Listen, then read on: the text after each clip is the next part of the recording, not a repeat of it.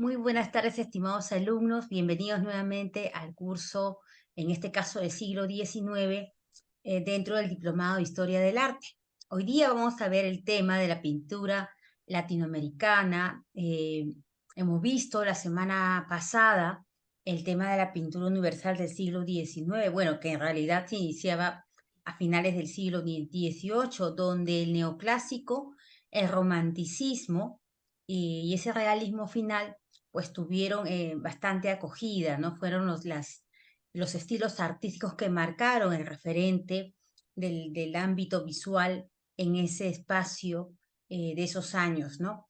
No exactamente va a pasar lo mismo en la pintura latinoamericana, porque recordemos que mientras en Francia estuvimos viendo la semana pasada, pues ocurre la Revolución Francesa, después Robespierre, Danton y otros ocupan el poder en Francia, caen del poder y finalmente en el consulado lo asume Napoleón, se regresa después a un primer imperio y así sustantivamente, pues en el caso de las Américas, la situación es que el tema de las independencias va a retrasar o prácticamente a reducir a muy poco espacio de tiempo o fusionar, ¿no? Estilos artísticos. Y hay otros lineamientos que vamos a tomar en cuenta, pero que de todas maneras comparten muchos elementos del arte universal, ¿no? De hecho, las influencias van a ser por un lado las de David, Jacques-Louis David, vimos la semana pasada su obra, hoy día vamos un poquito a recordar también su obra, sobre todo cuando hablemos de la imagen de los libertadores, que va a ser un tipo de pintura, la pintura vinculada a lo militar y a lo histórico, que va a prevalecer durante este periodo, ¿no? Bueno, voy a pasar a compartir ya sin más el PPT del día de hoy.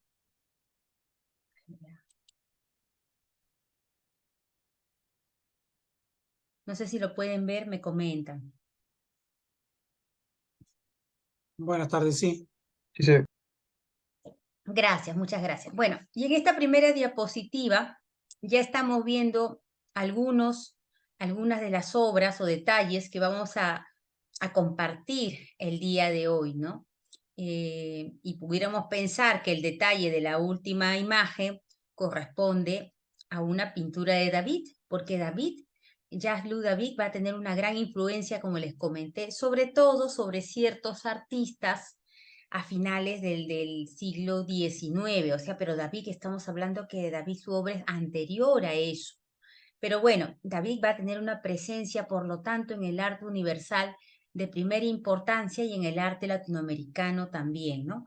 Y bueno, y los otros son detalles que iremos hablando y viendo la evolución también y la transformación de la pintura en el mundo del barroco latinoamericano, porque de ahí gradualmente va a ir saliendo de ese barroco, ¿no?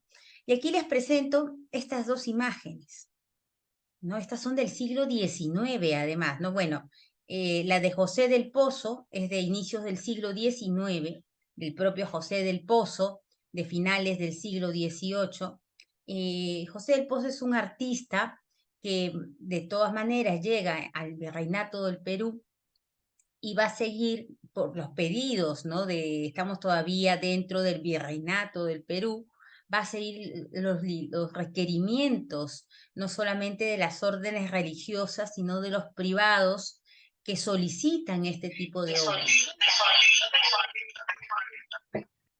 Y es por eso que vamos a demorar muchísimo, no solamente en el Perú, sino en otras latitudes, en, digamos, no aceptar, digamos, a asumir los valores de la pintura universal, ¿no? Pero bueno, llegaremos a ese momento con tardanza, pero se llegará, ¿no? Pero como ya vemos, es una pintura diferente, no es una pintura barroca usual, ¿no? Donde primaba en el caso de Ecuador la pintura quiteña, en el caso de Lima la escuela limeña, Cusco la escuela cusqueña, en Bolivia la escuela de Potosí, en fin, sino, digamos, es una pintura que se va volviendo estilizada, ¿no? Cada vez más y que va a ir recuperando el canon, ese canon que se volvió a recuperar con la pintura neoclásica. y también en la arquitectura va a pasar lo mismo, ¿no? ¿Y por qué? Porque ya el neoclásico está pasando en el mundo, pero nosotros todavía vivimos sumergidos por esos requerimientos del barroco. El poblador latinoamericano, aún después de las independencias, sigue siendo un poblador barroco y le va a costar asumir los nuevos lineamientos de la modernidad. Ya sabemos que lo visual, digamos, influye muchísimo en la población, ya que no hay otra manera de transmitir en este contexto, más que el texto y la imagen, el pensamiento de toda una época, ¿no? Y bueno, aún así las órdenes religiosas, fijémonos, esta de José del Pozo, la apoteosis de Santa Rosa de Lima, que se encuentra en la iglesia de Santa Rosa de los Padres, ya enmarcada además, eso está enmarcado en un retablo neoclásico ya, pues va a marcar esos primeros acercamientos, no de tanto de la escultura ni la arquitectura, sino de la pintura con tardanza a lo que será el neoclásico puro y duro, ¿no? Y aquí también con José del Pozo para esta obra, para el convento de San Francisco de Lima también, ¿no? Ya seguramente muchos recordarán que cuando uno sube la escalera para ir a la cúpula de la parte superior del segundo piso, pues está esta pintura, ¿no? Así que si es que no la han visto, por ahí les invito a verla, ¿no? Pero lo que aquí fue puesta esta pintura de José del Pozo, porque hay algo importante que va a surgir en la pintura latinoamericana en general, que también se vio en la pintura universal con el tema del romanticismo. ¿Se acuerdan cuando vimos la obra de Friedrich, ese hombre mirando así las montañas, la inmensidad de las montañas, o ese hombre perdido entre las ruinas dentro de una arquitectura antigua, ¿no?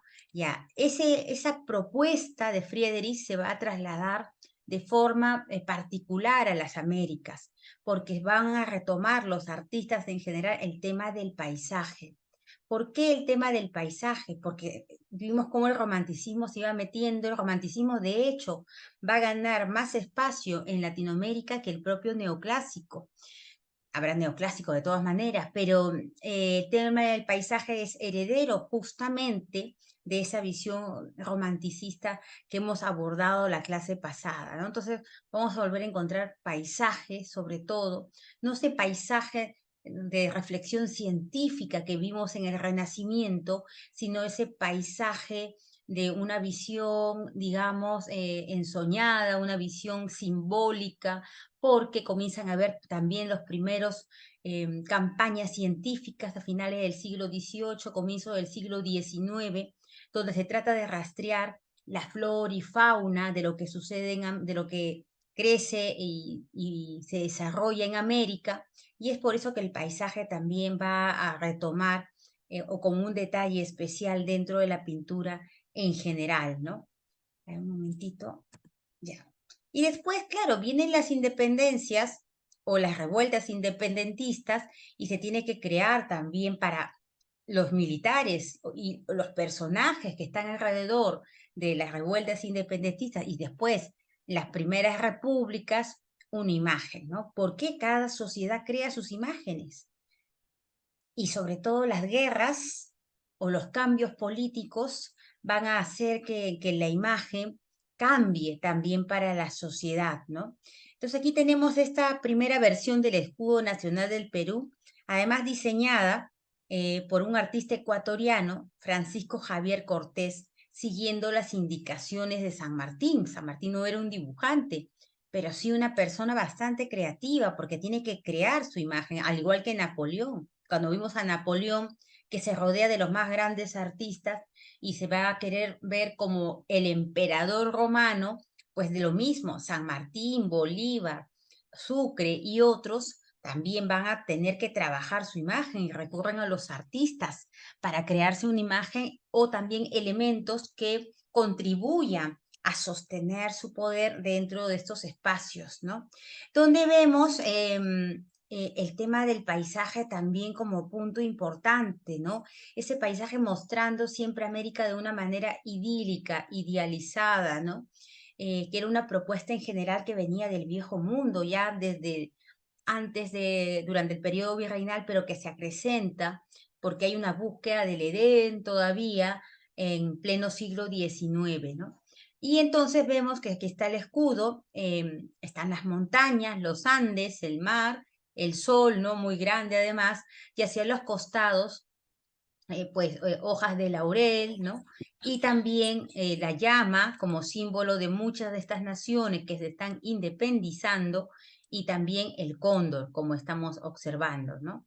Y bueno, las banderas por atrás de todos los países hasta ese momento que se han liberado, y en la parte de arriba pues va a colocar una planta, una palmera de plátanos. Recordemos que el artista es ecuatoriano, y en Ecuador hay mucho plátano, pero también en el Perú también hay varios sembríos de plátano, ¿no? Entonces, esta fue una primera propuesta, ¿no? Después ya pasaríamos a cambiar, hay una evolución del tema del escudo nacional del Perú, ya se vuelve al árbol de la quina, en fin, ya eso es otro aspecto, ¿no? Pero bueno, entonces se convierte este primer escudo, se coloca, pues como hemos visto, un sol naciente de los Andes, todavía sustentando esa idea monárquica además que tiene el señor San Martín, su idea política de elegir a un inca como gobernante y hacer una monarquía constitucional. ¿A qué se debe esto? Porque, por cierto, San Martín es un barroco, es un hombre del barroco, además. El pedestal es totalmente barroco. Solamente que va a añadírsele a este diseño, fijémonos en la parte de abajo, esta especie de tiras colgantes con pendones, que también va a ser una manera de reconocer la pintura latinoamericana del siglo XIX, tanto en pintura mural como pintura de caballete. Y bueno, que eso viene además ya de otra influencia en Europa, pero que va a ser algo muy llamativo, ¿no? ¿Por qué? Porque ¿quién era San Martín? A ver, ¿quién me dice quién era San Martín? Ya sabemos que era argentino o no era argentino. ¿Por qué quería colocar a un inca como rey y hacer una monarquía constitucional? Ya había una monarquía constitucional que se estaba sentando en España en ese contexto. San Martín es un español.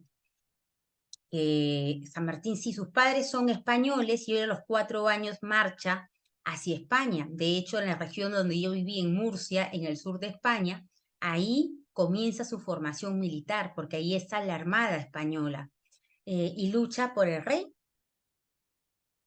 Pero San Martín no es un noble. San Martín es, como ninguno de los que vamos a ver, ¿no? Bolívar tampoco no es un noble. San Martín es una persona que a lo mejor puede su familia ser de dinero, pero jamás va a llegar a las altas esferas del poder porque no es un conde, no es un duque, no puede ser siquiera un virrey.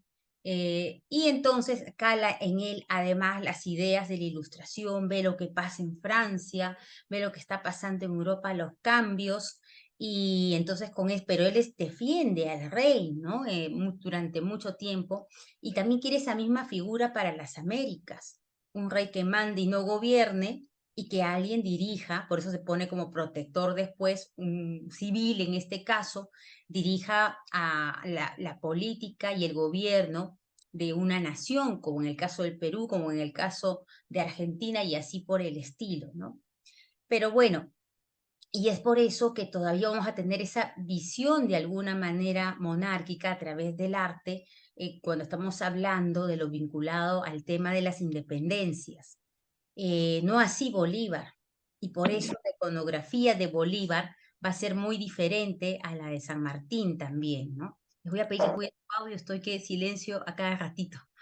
Por favor, con mucho cariño, gracias. ¿No? Bueno, y además me olvidé de comentar algo, los libertadores, tanto Bolívar como San Martín, vienen con sus artistas. Claro, porque hay que crear una imagen, un nuevo imperio necesita una nueva imagen, una nueva república necesita una nueva imagen. ¿Y quién la construye? No se construye de la nada, sino que las construyen quienes llegan al poder. Eso ha pasado, lo hemos visto en todas las sociedades del mundo, ¿no?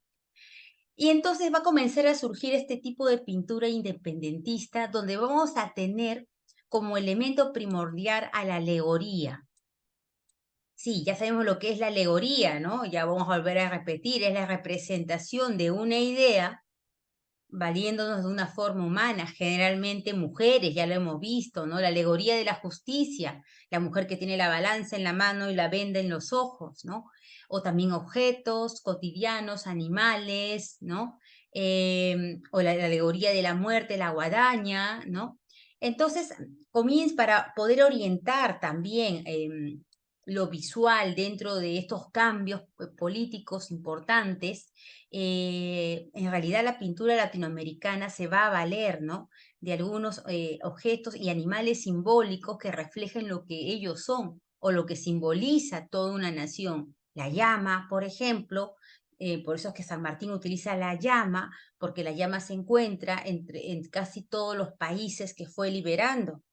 Y entonces se convierte en la alegoría de esas naciones, la llama como alegoría de la nación, o el cóndor como que también está relacionado con todos estos países como símbolo de la fuerza también, ¿no?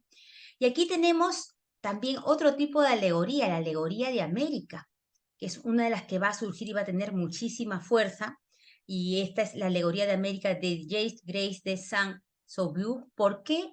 Son además muchos ingleses, alemanes y franceses, porque son los primeros que además comienzan a realizar cómo puede ser, se imaginan, ni siquiera han viajado, el hombre americano, ¿no? Y entonces resumen la presencia del hombre americano bajo una alegoría de una mujer muchas veces desnuda o semidesnuda, que tiene, digamos, plumas, ¿no? En las como faldas o en el tocado también, ¿no? Que lleva una flecha porque es una cazadora, ¿no? Y también el carcaj, tipo elemento romano, como es este elemento romano que lo trasladan a la imagen de la alegoría de América como tal, ¿no?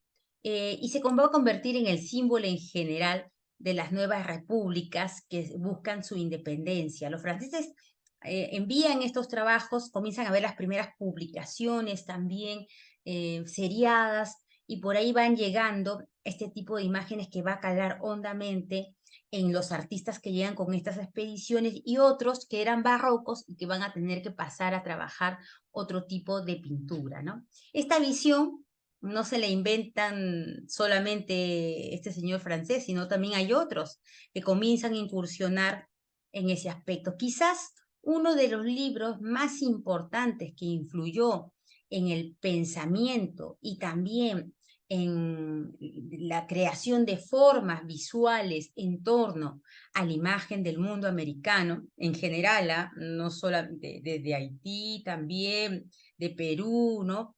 Este es ese señor Marmotel, escribe varias publicaciones. Tiene este libro, La destrucción del imperio de los incas, y acá hay un grabado, lo voy a ampliar además. Tiene varias versiones, ¿no? Con varios grabados también, ¿no? Donde nos muestra a una pareja, el Inca y la Coya, pero fíjense cómo está. Claro, porque Marmotel no ha visto tampoco nunca a un Inca, a un descendiente de los Incas. Y esta visión, al igual que la anterior, fíjense el arco, ¿no?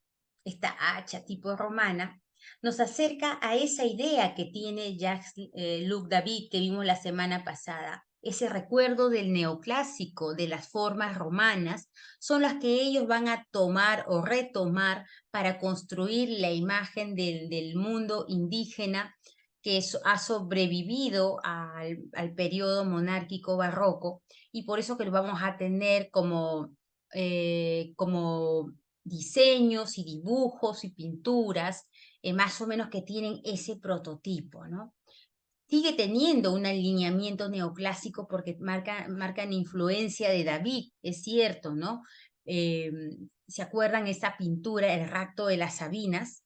Ya, pues, ¿se acuerdan cuando estaban peleando, Rómulo, y Serlia lo separa a él y a su padre, y están levantando al bebé? Pues todos esos rasgos del neoclásico, estos escritores lo ven y van a ilustrar o se van a inspirar para la creación no solamente de personajes del Nuevo Mundo, en este caso de Perú, sino también de otras latitudes del mundo, ¿no? Porque no hay una idea, o sea, no han viajado a esta parte del mundo. Entonces, también es al mismo tiempo una visión romántica. O sea, ponerlos además siempre como personajes buenos, o esa visión comienza también a sufrir esa visión paternalista, como veremos en la siguiente imagen, ¿no? Esta pintura, la sabiduría y la elocuencia sacan a Atahualpa del sepulcro. Esta es una pintura ecuatoriana, además, ¿no? Fíjense los Andes, cómo está desarrollado el señor Atahualpa, ¿no? Fijémonos inclusive que los ídolos muchas veces parecen ídolos egipcios, todavía no se ha descubierto Machu Picchu, y se cree que todo es inca, ¿no? En el caso de América del Sur, en general, ¿no? Todo lo que es Ecuador, Bolivia, Chile, y no hay culturas anteriores a los incas, hay una visión generalizada y eso es completamente normal. Y por otro lado tenemos, bueno, aquí está Minerva, ¿no? Como diosa de la sabiduría, y Mercurio, aquí lo vemos a Mercurio con el gorrito, con las alitas y también las alitas en los pies como dios de la elocuencia en este caso, y al fondo tenemos a la representación de América, la alegoría de América, junto a un niño inca también, que tiene al parecer una pequeña vicuña o llama sujeta, además como preguntándole qué es lo que pasa a esta alegoría de América, como estamos observando. Mientras que ese pensamiento neoclásico que es colocado a través de la presencia de estos dioses del mundo clásico, pues que sacan de la tumba y resucitan a Atahualpa, porque había toda esa visión, como les dije, de San Martín, de posicionar a un descendiente de los incas como monarca de la nueva república, claro, y él gobernará, ¿no? Bueno, pero ese era el pensamiento, ¿no? Pero ¿de dónde se saca esta idea? Porque hay otro texto. Este es un grabado, fíjense el antecedente visual. Este es un grabado, este es un detalle de un grabado de un libro de Humboldt, donde vemos claramente la influencia del grabado, y el grabado no se va a dejar de usar, por supuesto, en mucho del arte de la pintura, no solamente latinoamericana, sino mundial también, ¿no? Humboldt, que ha leído la obra de Marmotel y ha leído también otras obras parecidas, porque comienzan a surgir las imágenes, también va a recrear esa supuesta visión, ¿no? De cómo pudo haber sido el Inca, pero son cuerpos atléticos, ¿no? Son cuerpos que recuerdan ese canon clásico también, ¿no? Que es propio de ese retomar del neoclásico en ese contexto, ¿no? Entonces, esta pintura que toma como base el grabado de Humboldt, ¿no? El grabado de 1834, por ahí casi a finales de la vida de Humboldt, y la pintura es de 1865, ¿no? Eh, y entonces alude finalmente a esa reconciliación de dos mundos tras la conquista de América, ¿no? Ya pasó las independencias, entonces tenemos que reconciliarnos, y el europeo es presentado con esa visión paternalista como los dioses que habíamos contado, Atenea como la sabiduría y Mercurio o Hermes como la elocuencia, ¿no? Y que se ayudado a salir por ellos, les ayudan ellos, Europa le ayuda finalmente a lo que simboliza más bien el que fue el último gobernante del Tahuantinsuyo, ¿no? Y pues América, que está cuidando a su hijo, posiblemente un inca, ¿no? Aunque es mestizo, ¿no? Y usa una túnica ceremonial inca, ¿no? Al fondo el tema del paisaje, que va a cobrar fuerza, como habíamos comentado anteriormente. Entonces, este tipo de libros, este tipo de grabados que aparecen en los libros van a marcar también el desarrollo de esta parte de la pintura latinoamericana, ¿no? Y podríamos citar muchas de estas muy parecidas en diferentes países de Sudamérica, ¿no? Como esta que se encuentra en el Museo Nacional de Antropología, Arqueología e Historia del Perú, en la parte de historia, donde está la casona Magdalena ahí, ¿no? Entonces, el Inca en la batalla de Junín, ¿no? Y vemos aquí también la representación, en este caso de la patria, cada quien le pondrá los colores. Si mi país tiene colores amarillo, azul y rojo, pues le pondré esos colores a la túnica o al traje de lo que se denomina la madre patria o la matria también, que también en este caso sustenta la cornucopia, que simboliza la abundancia o la alegoría de la abundancia.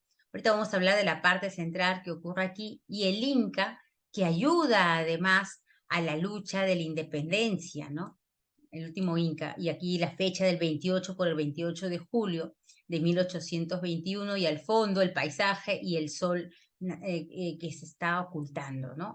O que están haciendo, también podría ser. Aquí vemos el detalle para ver dos de las alegorías más usadas durante este periodo, no solamente para la pintura, también para la cerámica, la escultura, la representación de León como imagen de España, en este caso un león sangrante, y arriba, pues, en este caso, una vicuña, puede ser una llama, también pueden colocarlo indistintamente con los colores de la patria, ¿no?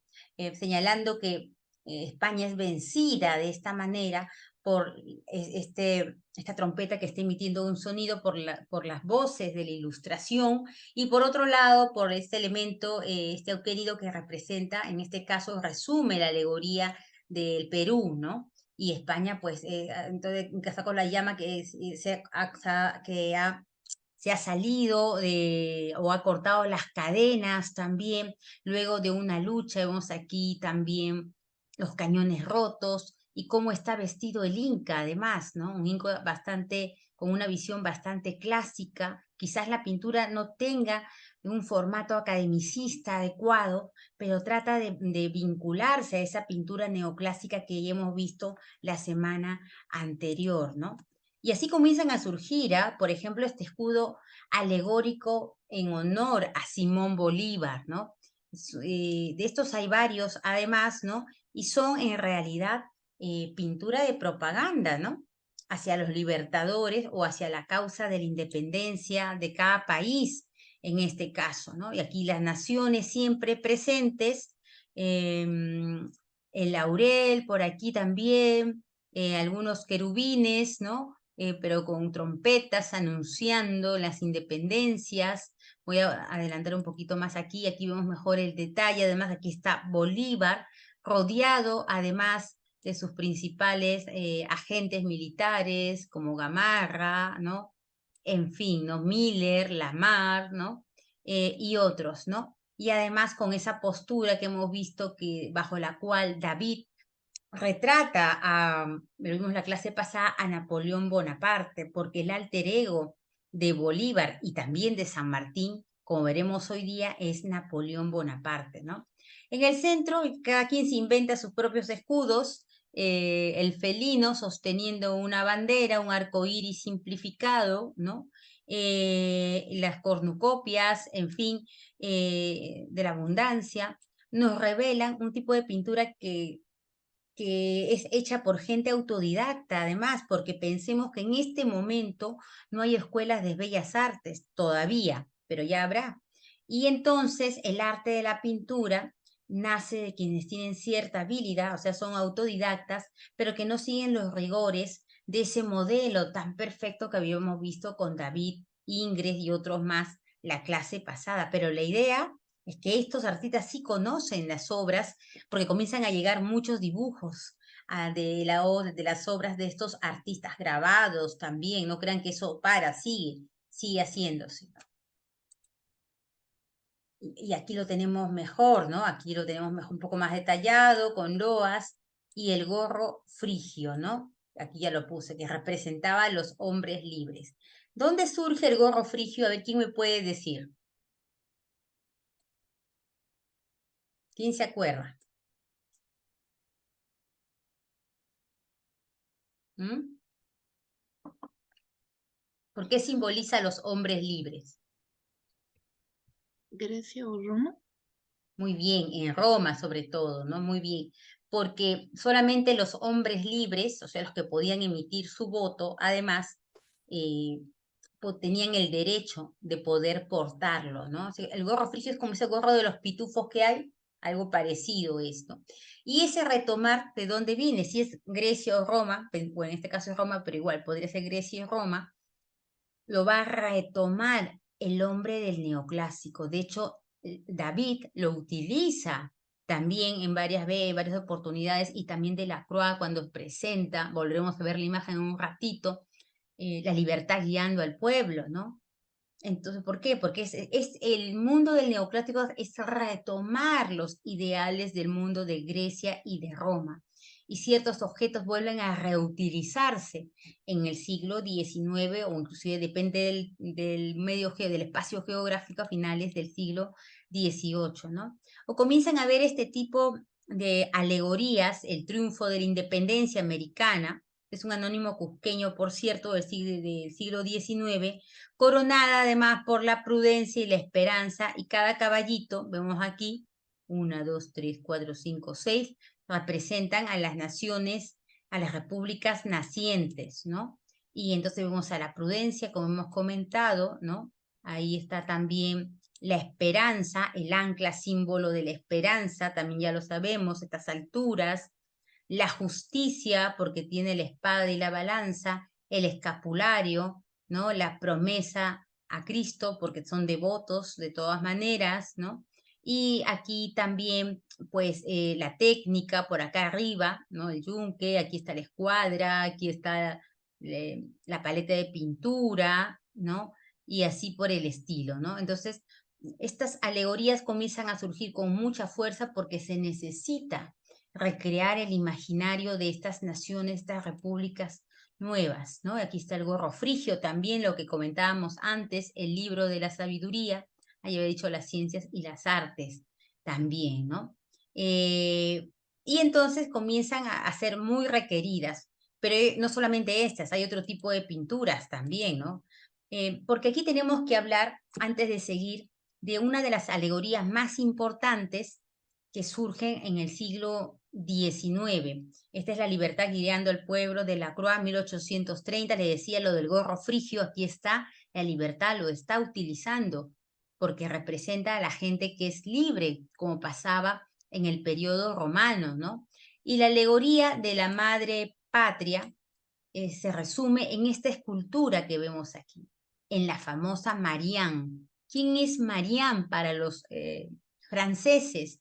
Es una figura alegórica y uno de los símbolos nacionales de la República Francesa, bajo el cual se resume ese concepto de libertad, igualdad y fraternidad. Y esta Marianne, por cierto, va a estar siempre presente, depende del país, se le cambia solamente el color y se va construyendo de esta manera la idea o la imagen de la madre patria. Les voy a dejar una lectura donde explico un poco más ampliamente la construcción de las Marianes, ¿no? Vinculada más bien a imágenes vinculadas al tema del centenario de las independencias, pero por ahí también van a poder encontrar un poco más de datos y detalles acerca de la Marianne, ¿no? Entonces la Marianne, que es la madre patria o la matria, como también se le debe realmente denominar matria, va a ser una de las alegorías más importantes que va a haber durante el siglo XIX como tal, ¿no? Ay, perdón. Bueno, y después también hay que construir la imagen de los libertadores. Y esa imagen de los libertadores está fuertemente cargada de elementos ideológicos y propagandísticos. Ya vimos cómo la Revolución Francesa también. ¿Se acuerdan de David? David primero era, ¿quién era? Era el pintor del rey. Era el pintor de cama, el primer pintor de Luis XVI. Y cuando ya derrocan a Luis XVI, inclusive vota para que lo para que lo manden a la horca. Cuando Luis XVI, ¿se acuerdan? Lo había mandado a estudiar hasta Roma. Bueno, pues así era David, ¿no? Y David después cuando Robespierre sale del poder se acomoda con el señor Napoleón y después se acomodará con el que sigue, porque David está por encima del bien y del mal, ¿no? Entonces las revoluciones en América también necesitan a alguien que cree la imagen de estos nuevos gobernantes. Y el referente, ¿quién va a ser? El señor Napoleón. Aquí tenemos Napoleón, todavía no era emperador, durante el consulado, una obra totalmente neoclásica de Antoine Jean Gros, ¿no? La pongo aquí porque seguramente algunas posturitas nos van a hacer recordar también algunas de las pinturas que vamos a ver ahora, ¿no? Entonces, otra cosa importante va a ser la aparición de los símbolos patrios. Ya hemos visto uno del escudo, y también es que el gobernante de turno, los gobernantes de turno, por más que no sean militares, se van a colocar el traje militar. Entonces, la identificación del poder con una persona se daba a través del traje militar, aunque esa persona no haya sido en su vida militar, ¿no? San Martín era un militar desde el comienzo, más no así Bolívar. Ahora, que tuvo una actividad militar, sí, pero no fue formado como militar, me refiero a eso, ¿no? Pero una persona que tenía una estrategia muy importante dentro del escenario de las independencias. Entonces, el uniforme militar, en lugar de vestir a los santos, ahora vamos a vestir a militares con el traje justamente que denote un grado dentro del ejército, dentro de la marina o dentro de otro espacio, ¿no? Y el que se colocaba este uniforme o el que poseía este uniforme militar era capaz como hasta de vencer lo más impensable, vencer inclusive al mal, ¿no? Y por eso Napoleón también adopta el traje militar. Y claro, como Napoleón lo adopta y está ganando todas las batallas, todos quieren ser como Napoleón. Y de hecho aquí está el señor San Martín. San Martín, esta es la batalla de Maipú, y esta obra se la hace Teodor Géricault, otro de los artistas que trabaja para Napoleón. Porque lo que hace San Martín es cierto, admira a Napoleón, pero ¿quién me va a hacer las obras? Se va a contratar a los cast, no todos, no puede contratar a David. David está, pide demasiado dinero, pero a otros artistas que trabajan para Napoleón los va a contratar, ¿no? San Martín, un militar muy victorioso, ¿no? Y por eso va a escoger al pintor francés Théodore Géricault, y quien le va a crear dos litografías para la batalla de Chacabuco y Maipú, y otras también ecuestres, a caballo, ¿no? Entonces se le presenta siempre a la manera de Napoleón. Además, él quiere reconocerse como el Napoleón de América, ¿no? Y aquí lo vamos a ver mejor. Aquí, ¿no? Esta es también de Jericó. Fíjense, este es Napoleón. Napoleón en el campo de Wagram, 1810. Años después se manda a pintar como Napoleón, los gestos de Napoleón, ¿no? Porque ese brazo extendido de Napoleón o hacia arriba de Napoleón, es un recuerdo, espero que lo recuerden, de la escultura romana. ¿Qué escultura romana? A ver, ¿quién se acuerda? Hay que estudiar arte clásico, porque si el neoclásico es un retomar de las formas de Grecia y Roma, ¿a qué escultura se remite el señor Josep Chabor y en este caso el señor Teodor Géricault para colocar a estos dos militares victoriosos, Napoleón y San Martín? Hay una escultura donde el primer emperador de Roma está levantando la mano. Ay, no sé, no puedo porque no se ve bien en la cámara. Señala para un lado a sus huestes, pero él está parado, no está en posición ecuestre. Augusto Prima Porta, ¿no? Buscan en su celular Augusto Prima Porta, con el brazo levantado guiando a sus huestes, al igual que Napoleón guiando a sus huestes, al igual que San Martín. Por eso les digo, si no sabemos bien arte clásico, funciona todo en la historia del arte. Si nos olvidamos el arte clásico, siempre vamos a estar un poco flaqueando en ese sentido, ¿no? Y porque el señor, recuerden, el señor David, ¿se acuerdan que lo mandaron a Roma? Pues ahí vio este tipo de esculturas prima porta. Y bueno, hay varias, no solamente es la única, ¿no? Y también vive en Francia, y en Francia también había este tipo de esculturas. Y entonces él toma los modelos del mundo clásico, por eso se llama neoclásico, se inspira en ellos para la creación de las posturas de sus personajes. Y otros artistas que son sus seguidores harán lo mismo. Igual que Jerico, que es un gran artista en ese contexto, ¿no? Entonces, San Martín quiere emular, quiere imitar, y quiere verse como el Napoleón americano. Y aquí tenemos otra. Napoleón cruzando los Alpes, y aquí San Martín cruzando los Andes. Bueno, no estamos hablando de cuál es mejor obra o no. De hecho, la de David es totalmente superior, ¿no? En técnica, porque es una obra totalmente académica. Ahorita vamos a hablar qué cosa es una pintura académica, ¿no? Ahorita vamos a hablar de eso, porque hay mucha confusión, que es una pintura académica. Una pintura académica puede ser del siglo XXI o una pintura académica puede ser del siglo XVIII o XVII. ¿Qué es una pintura académica? Voy a ir adelantando. Es cuando el artista ha estudiado en una academia. La gente habla academicismo francés. El academicismo puede ser francés, peruano, boliviano, ecuatoriano. El academicista es el que ha estudiado en una escuela de bellas artes. El academicismo no es un estilo artístico. Pero en América muchas veces se confunde eso, ¿no? Bueno, entonces aquí tenemos, fíjense, cómo de este tipo de pinturas comienzan a aparecer muchísimas, o aquí también, ¿no? San Martín y O'Higgins, ¿no? Ya un poco más tardía, Cruce de los Andes, ya posterior, ¿no? Del Museo Histórico Nacional de Argentina, ¿no? El paisaje también, ya vimos que es importante, también, ¿no? En ese contexto, ¿no? Vamos a ver por aquí. Y justamente vamos a hablar de academicismo y no academicismo con la obra de Gil de Castro, ¿no? Gil de Castro es considerado para muchos el mejor artista del siglo XIX, al menos en Sudamérica, ¿no? Tenemos esta obra, el retrato de San Martín, ¿no? Y San Martín, obviamente. ¿Quién era Gil de Castro? Gil de Castro ya era pintor cuando San Martín llega al Perú. Y Gil de Castro es como David. Había estado pintando, había muchas obras de tema barroco, también había hecho unas pinturas para algunos virreyes menores, pero él apenas llega el que va a ganar o el que va a gobernar, también ¡fum!, se coloca rapidísimo. Pero como estamos viendo, Gil de Castro no es un buen pintor. ¿Por qué no es un buen pintor?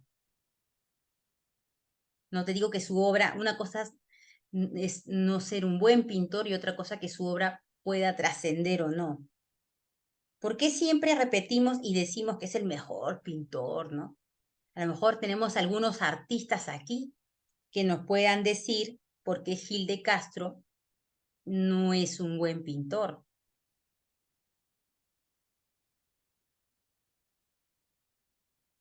A ver,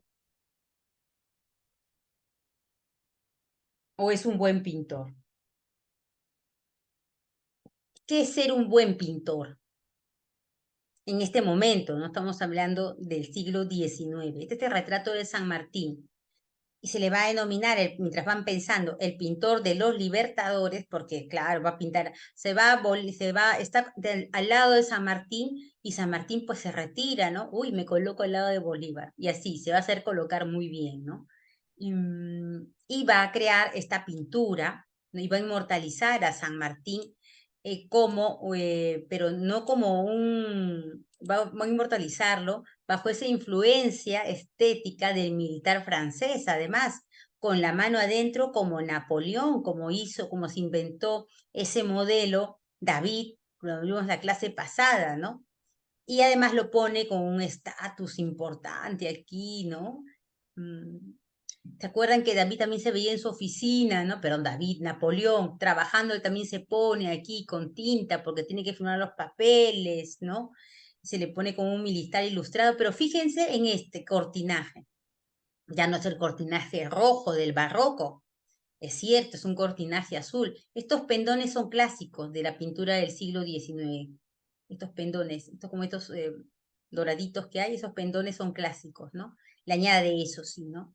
Ya no va a haber el cortinaje rojo, pero es un cortinaje azul que recuerda al barroco, porque él ha sido un pintor barroco, además, ¿no? Hacía también representaciones de vírgenes, no crean, pueden encontrar por internet, ¿no? También va a colocarlo, va a enfatizar el uso de la espada, que recuerda al poder también, digamos, su enfrentamiento contra la tiranía de esas monarquías, en ese caso también la monarquía española, bajo la cual luchó también en un momento, ¿no? Ya, entonces vemos ya bueno, estamos viendo, ¿no? ¿Por qué se celebra tanto a Gil de Castro como un gran artista? Gil de Castro es autodidacta, no hay escuela de bellas artes. ¿Ustedes creen que logró hacer un buen retrato como estamos viéndolo aquí, el que estamos viendo aquí? ¿Qué piensan ustedes? Es que leemos y repetimos lo que leemos.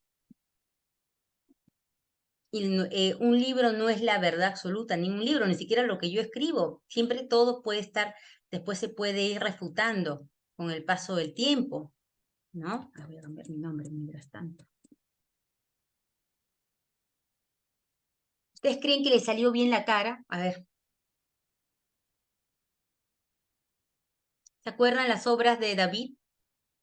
Ahorita vamos a hacer una de Ingres también. Cuando retrataba a Napoleón, David. Vamos a regresar a esta obra de David, ya que la tenemos cerquita. Fíjense, esta es una obra totalmente académica. El estilo es neoclásico. El académico no es un estilo, porque David ha ido en la Escuela de Bellas Artes. Cómo maneja las proporciones. Esta obra es una obra de un autodidacta, no se nota, ¿no? Cómo maneja las proporciones, los efectos de la luz, bastante naturalismo. El rostro, miren, el rostro de Napoleón y aquí el rostro de San Martín, la proporción de la figura humana, los efectos atmosféricos, las luces y sombras.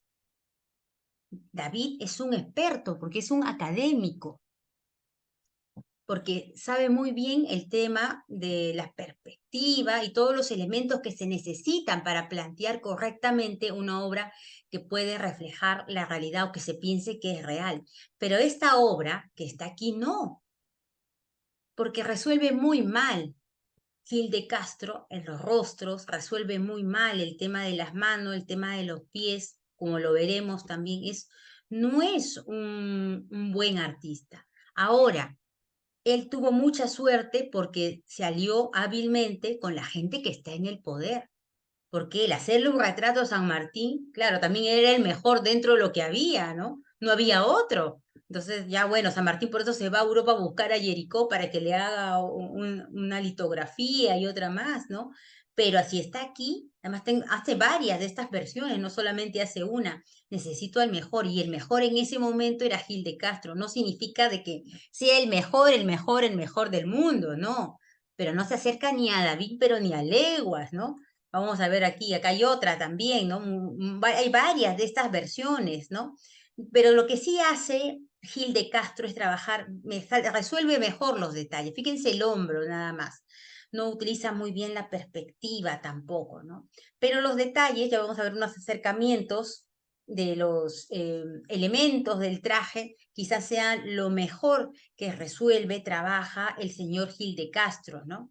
Entonces, pues San Martín accede a ser retratado por Gil de Castro. En ese momento Gil de Castro le hace esta pintura porque sabía que estaba en Chile, estaba en Chile, porque Gil de Castro también se pasa a hacer retratos civiles y también de militares en Chile, y entonces ahí San Martín entabla amistad con él, ¿no? No hay otro, es muy popular además, ¿no? Él mismo se vende, es una persona que vende muy bien su imagen y su producto.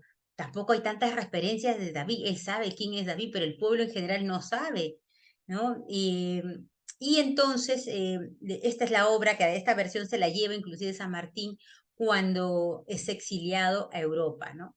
Aquí lo vemos también, pero tiene varias de estas versiones, ¿no?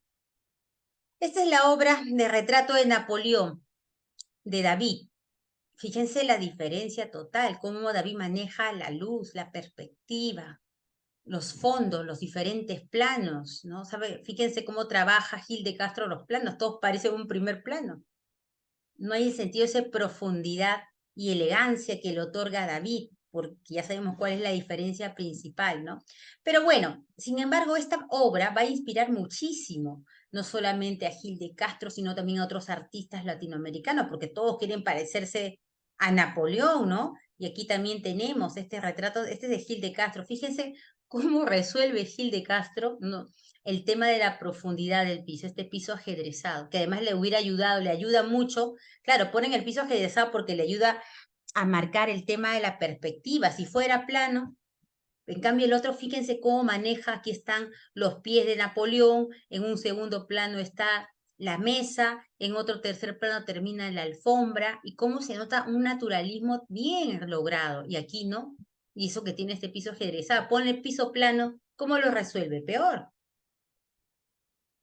Es una luz muy plana, la que utiliza, el cuerpo, la parte de abajo un poco alargada también, ¿no?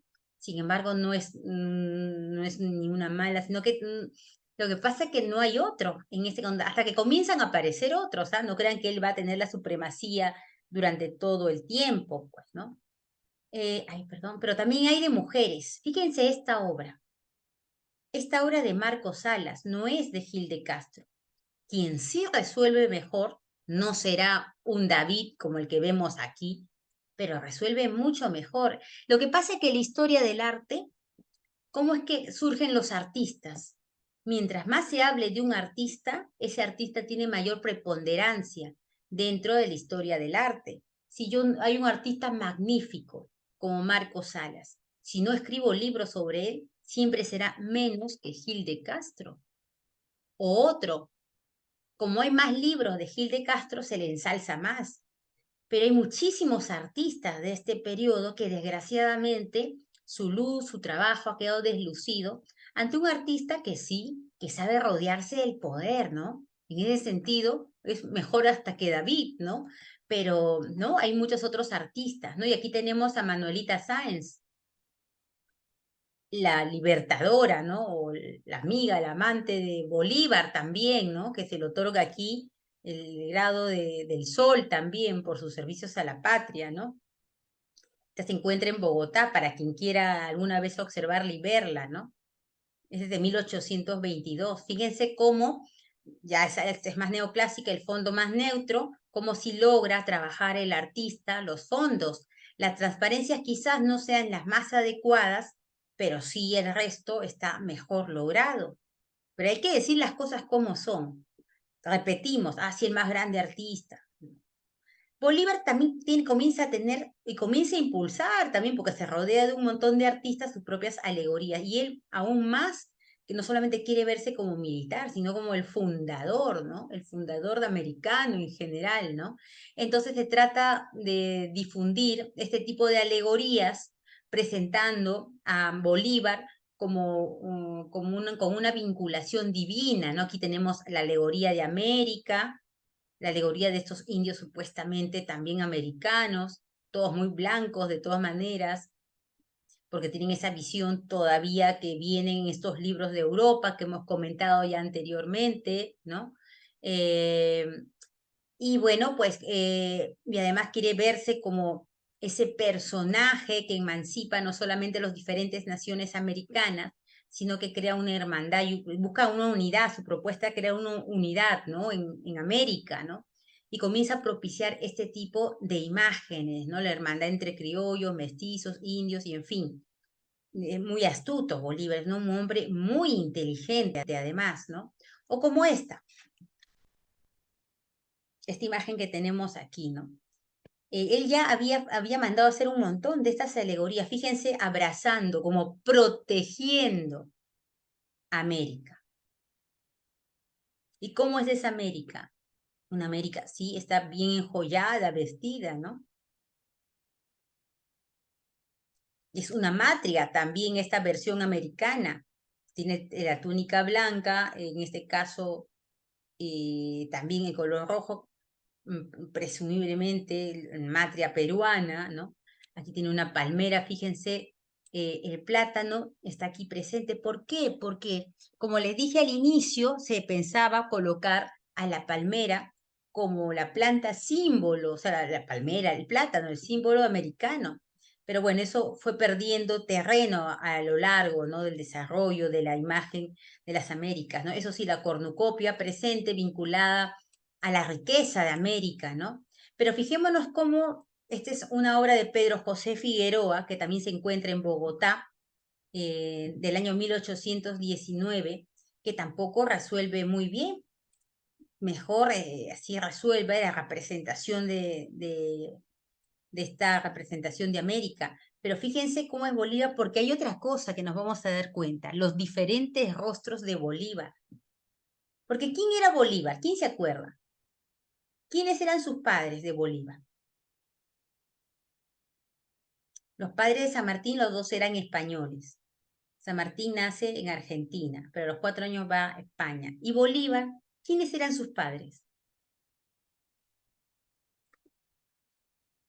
¿Quién sabe? ¿Mm? ¿Por qué lo hemos retratado de esta forma? Nadie sabe.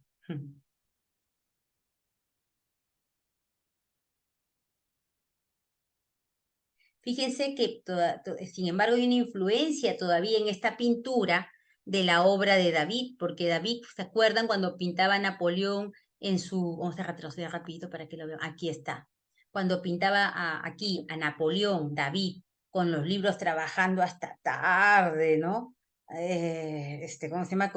Cansado, son las 4:20 de la mañana y sigue trabajando, despeinado, ¿no? Para dar la idea de que Napoleón era un hombre que se sacrificaba por la patria, ¿no? Sí, sí, sí. Entonces, ¿quién era Bolívar? Ay, pásame. A ver, ¿quién era el padre? ¿Quién era la madre de Bolívar?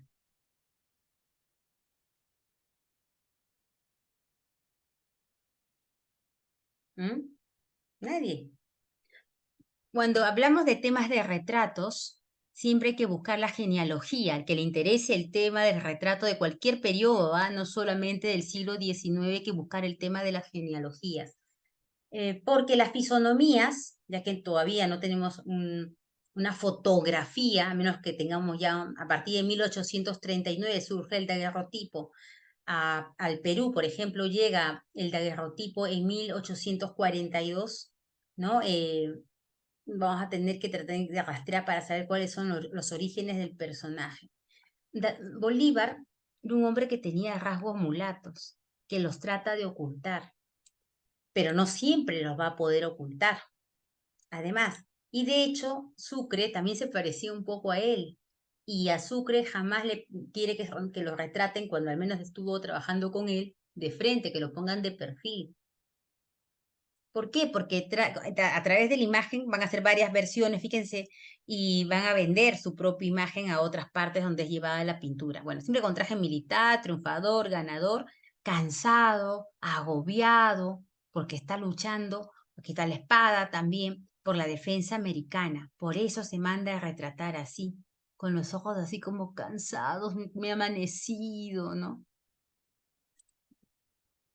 Pero fíjense esta, supuestamente también es Bolívar. 1819. ¿Quién dice la verdad?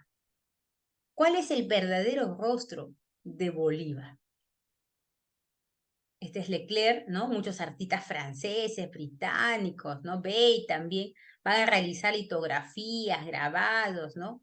Con la efigie de Bolívar. Él mismo los manda a hacer, ¿ah? No sé, les hacen cargos, ¿ah? No crean, ¿ah? Él invierte muchísimo. Y bueno, claro, entonces si yo no sé cómo es Bolívar, estoy en España, estoy en Italia, pues yo pienso que es un hombre europeo, ¿no? Pero no, no es como San Martín, que San Martín sí es un europeo, un europeo que ha nacido en las Américas. Es cierto, me refiero de fisonomías, ¿no? De rostro, ¿no? Y esto lo manda a hacer para distribuirlo además en Europa, hacia 1818 y 1819, ¿no? Y abajo, pues la madre patria también, a América, con el gorro frigio, Simón Bolívar, ¿no? Pero no se parece nada a él, en realidad, o sí se parece a él. ¿Quién es Bolívar? Fíjense aquí, esta obra la manda a hacer Bolívar. Es una obra anónima que se encuentra en el Museo Municipal en Quito, no sé, el que esté en Quito, Alberto Mena Camayo. Esta obra es alucinante. ¿Quién es? A ver, ¿quién se da cuenta? ¿Por qué se ha mandado retratar así Bolívar? Bolívar tiene varias de estas que se manda a hacer. ¿A quién está tratando de emular? Si estamos en el periodo del neoclásico, porque esta pintura es recontra neoclásica, el paisaje y todo esto. ¿Quién va en un carro de fuego, así como iluminado en el mundo clásico?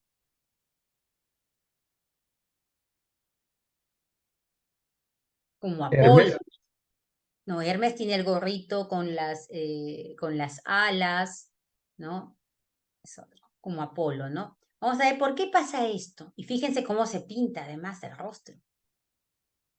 Y totalmente idealizado, ¿no? Porque así, de hecho, sí no era.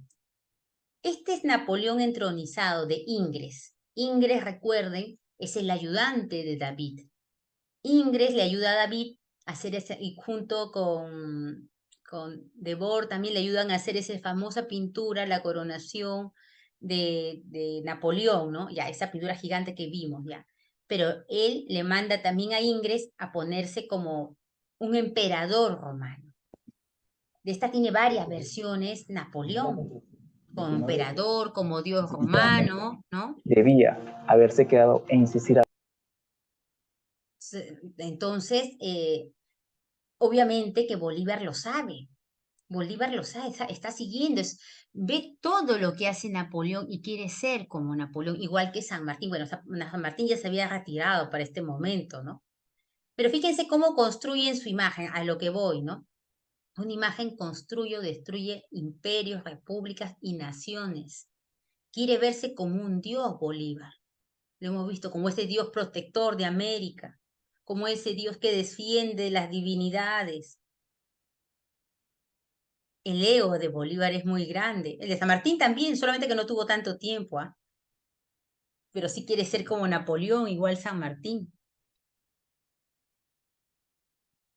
Coronado como un emperador romano también, ¿no? Fusionó su imagen entre emperador, entre Dios y un efebo también, porque fíjense cómo lo pone, ¿no? Idealizado totalmente. Pero esa idea es de Napoleón. Y al gusto, totalmente el gusto neoclásico, manda a hacer esta y otras pinturas. Hay un montón de estas pinturas que pasan desapercibidas a veces, pero que nos muestran el recuerdo de David y sus seguidores también. Eso es lo importante de la influencia. ¿Dónde saca esta influencia?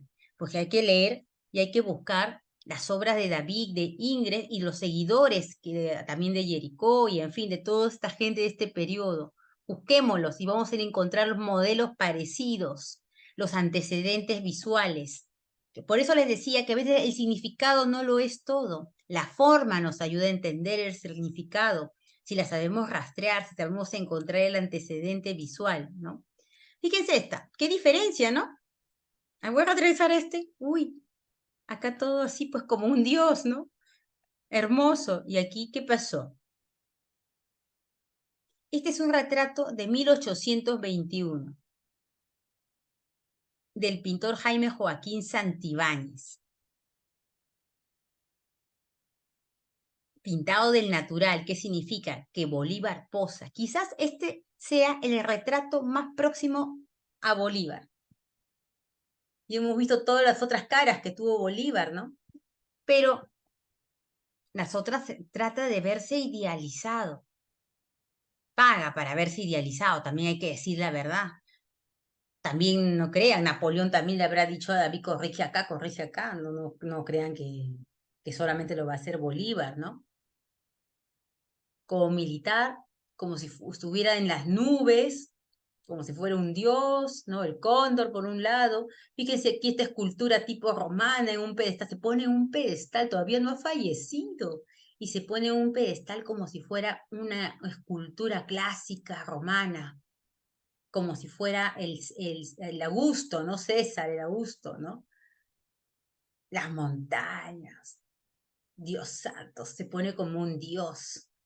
Y de estas van a ver un montón. Si ustedes comienzan a rastrear todos los diferentes modelitos de cara que le sacan a Bolívar, no podríamos terminar solamente una clase, sería una bonita tesis, por ejemplo, ¿no? Este que se encuentra en el Museo de Arte de Lima. Bajó de peso. Gil de Castro, también 1823, como les comentaba, pues ya sabemos que Gil de Castro no resuelve muy bien el tema de los rostros, ni las manos, ni los pies. Sin embargo, sí va a resolver bien, si uno se acerca, esta obra está en el Museo de Arte de Lima para quien pueda verla, los detalles del traje, los hilos de los bordados son extraordinarios, ¿no? Acérquense también el tema, cómo trabaja el cabello también. No se sabe si trabajó con un ayudante, es posible, porque todos los artistas tienen sus ayudantes, al menos no está documentado hasta el momento.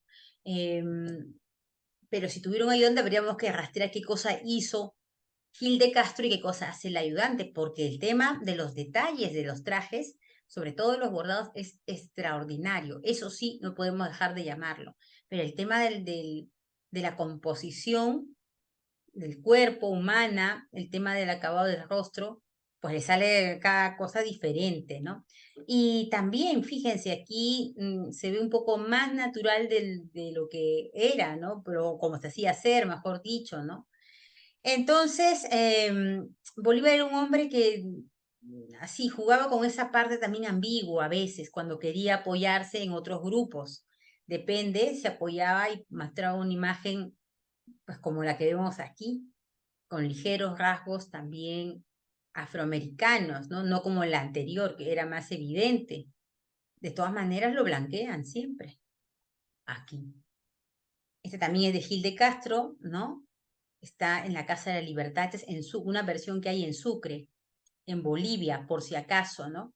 Y tiene la inscripción al revés, ¿no? Se trata de un regalo del libertador, o sea, Bolívar le regala esto a Robert Thomas Wilson, ¿no? Porque les dije, manda a hacer varios de estos para regalar. Bueno, el pobre Gil de Castro, cada versión le sale un poquito diferente, ¿no? Y bueno, Gil de Castro de todas maneras se va a encumbrar a partir de este momento y lo va a seguir para todos lados donde vaya como su principal retratista, aunque también otros también van a hacer retratos, ¿ah? No solamente Gil de Castro. Aquí también tenemos otro de Gil de Castro. Este es para el Congreso de la República, el Salón Elíptico. Y fíjense esta no es Gil de Castro, este es Pablo Rojas, otro artista que le hace la competencia a Gil de Castro en el caso del Perú, esta obra se encuentra en la Pinacoteca Ignacio Merino de la Municipalidad de Lima, ¿no? Y fíjense aquí, cómo todavía Pablo Rojas tampoco se separa de los elementos de la pintura barroca. Claro, yo no le pone cortinaje rojo, sino cortinaje verde. Y aquí vamos a ver de cerca esta pintura. Fijémonos aquí. Aquí hay un vano donde se deja ver una escena. Aquí lo estoy poniendo más grande, ¿no? Porque refiere a algo que en la pintura barroca se usaba. Colocar al fondo del personaje algunas veces, cuando era un retrato, algo que mostrara un episodio fundamental de su vida. Y aquí están las batallas, las luchas, el paisaje, el ejército. Y claro, también se pone Bolívar con el tintero porque tiene que firmar las leyes, las ordenanzas, ¿no? Y aquí también este querubín como si fuera un dios también, ¿no? Y como si fuera un retinaje, claro, pues ya no rojo, sino verde, ¿no? De todas maneras, fíjense, vamos a regresar aquí. Miren, Pablo Rojas resuelve mucho mejor que Gil de Castro el tratamiento de la figura. Fíjense cómo los dos utilizan lo he puesto a propósito, el piso ajedrezado que ayuda a hacer el piso y que se note que no está flotando en el espacio. Pero tampoco es que lo logre totalmente Pablo Rojas, pero resuelve mucho mejor que el propio Gil de Castro y cómo crea planos posteriores, cosa que no va a poder hacer Gil de Castro porque no le sale. No tiene la técnica. Pablo Rojas también no es que no hay una academia, pero lo hace mucho mejor, ¿no? Y recién los estudios de Pablo Rojas están empezando, cuando estoy empezando hace unas décadas, pero siempre se repite que, fíjense, el rostro de Bolívar, ¿no? Más sincero en la obra de Rojas, como estamos viendo, ¿no? Y hablamos de esto, ¿no? ¿Por qué colocar estos elementos? Fíjense esto. Este es un retrato, no sé si lo llegó a mostrar el profesor Cabanillas, retrato del siglo XVIII del virrey como cualquier virrey puede ser, estoy poniendo aquí un ejemplo, José Antonio Manco de Velasco de Cristóbal Lozano.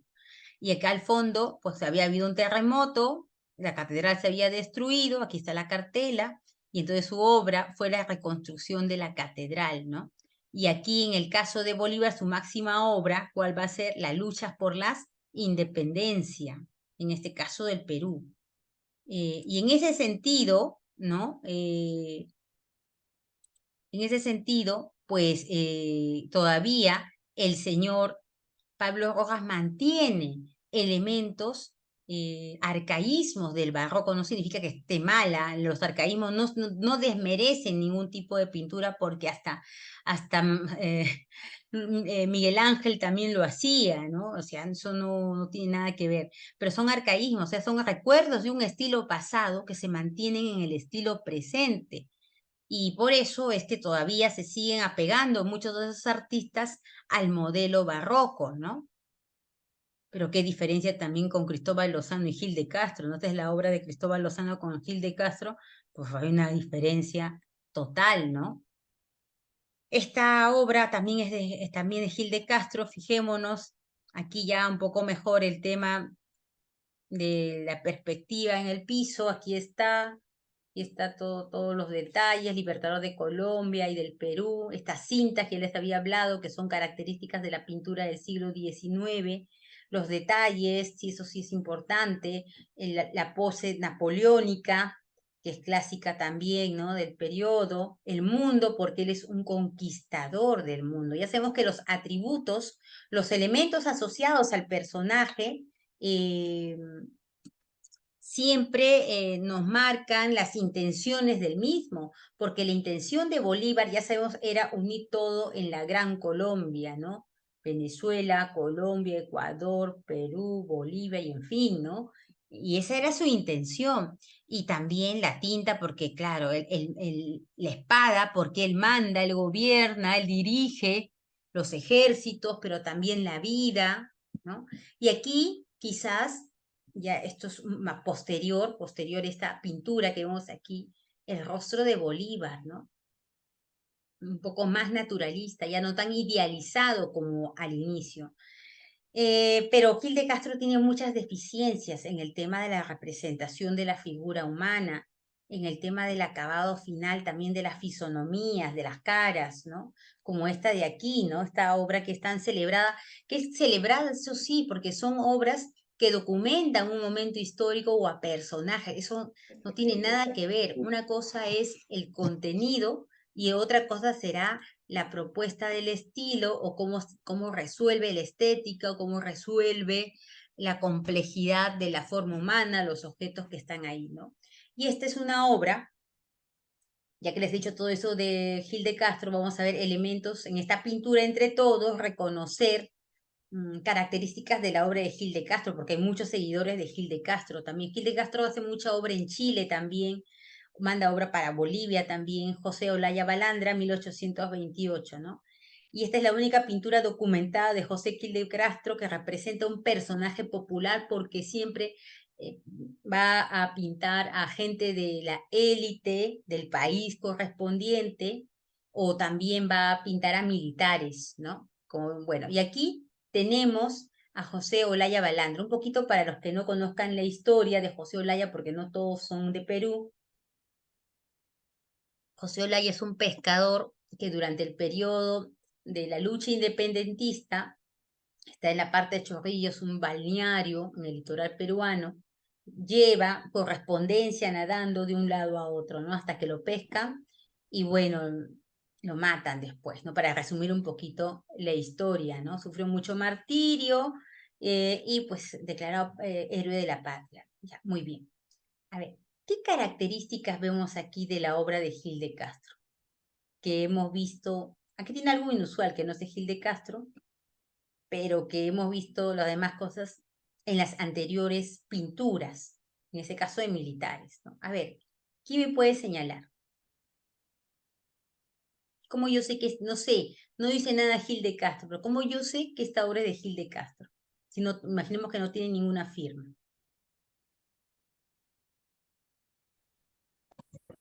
Quizá principalmente el rostro, su posición. Muy bien. ¿Quién dijo eso? Yo, Ah, ya la tenemos. manera en que resuelve la nariz, ¿no? Muy Tipo bien. la Siempre le gusta poner de costado. Vamos a regresar un ratito antes de seguir. Fíjense. ¿Por qué? Y además para ese mismo lado, casi siempre. Me olvidé de comentar, pero muy bien, Yesenia, ¿no? Es Yesenia, sí. Muy bien, porque parece que no le sale para el otro lado. Fíjense. Bueno, este es Pablo Rojas, ¿no? Acá. Igual que Bolívar, San Martín también, ¿se acuerdan? Para ese lado también. Vamos a regresar aquí. Perdón, aquí. Ya, muy bien. ¿Qué más? Además del rostro que está mirando a la derecha y la mirada, ¿no? Los ojitos son los mismos ojitos de Bolívar, pero también hay un fondo que es en las nubes, bastante oscuro. Así es, muy bien, muy bien. Y antes de que me olvide, ya que mira para la izquierda, pero fíjense para dónde Derecha. mira los ojos, para la derecha, perdón, No, y el sí, otro sí. lado, para el otro lado, ¿a qué recurso está utilizando Gil de Castro de la pintura universal? ¿Qué tipo de mirada es? La renacentista. Sí, Muy bien, la mirada renacentista. ¿Te ah, acuerdan la Mona Lisa? sí, la Mona Lisa. Todos los artistas hacen uso de los antecedentes visuales, ¿no? Muy bien, fíjense la dureza con la cual trabaja las nubes, ¿no? Porque no es amante de los paisajes. Hemos visto que casi siempre Gil de Castro trabaja en interiores.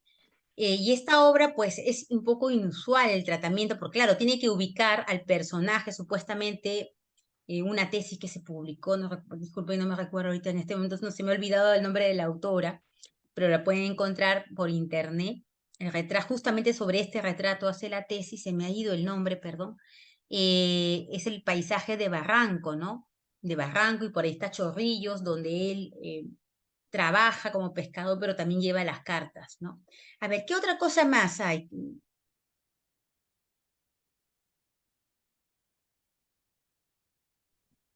No, en los retratos de los libertadores se ve el escritorio, ¿no? Y como usted nos había mencionado, las actividades que hacían.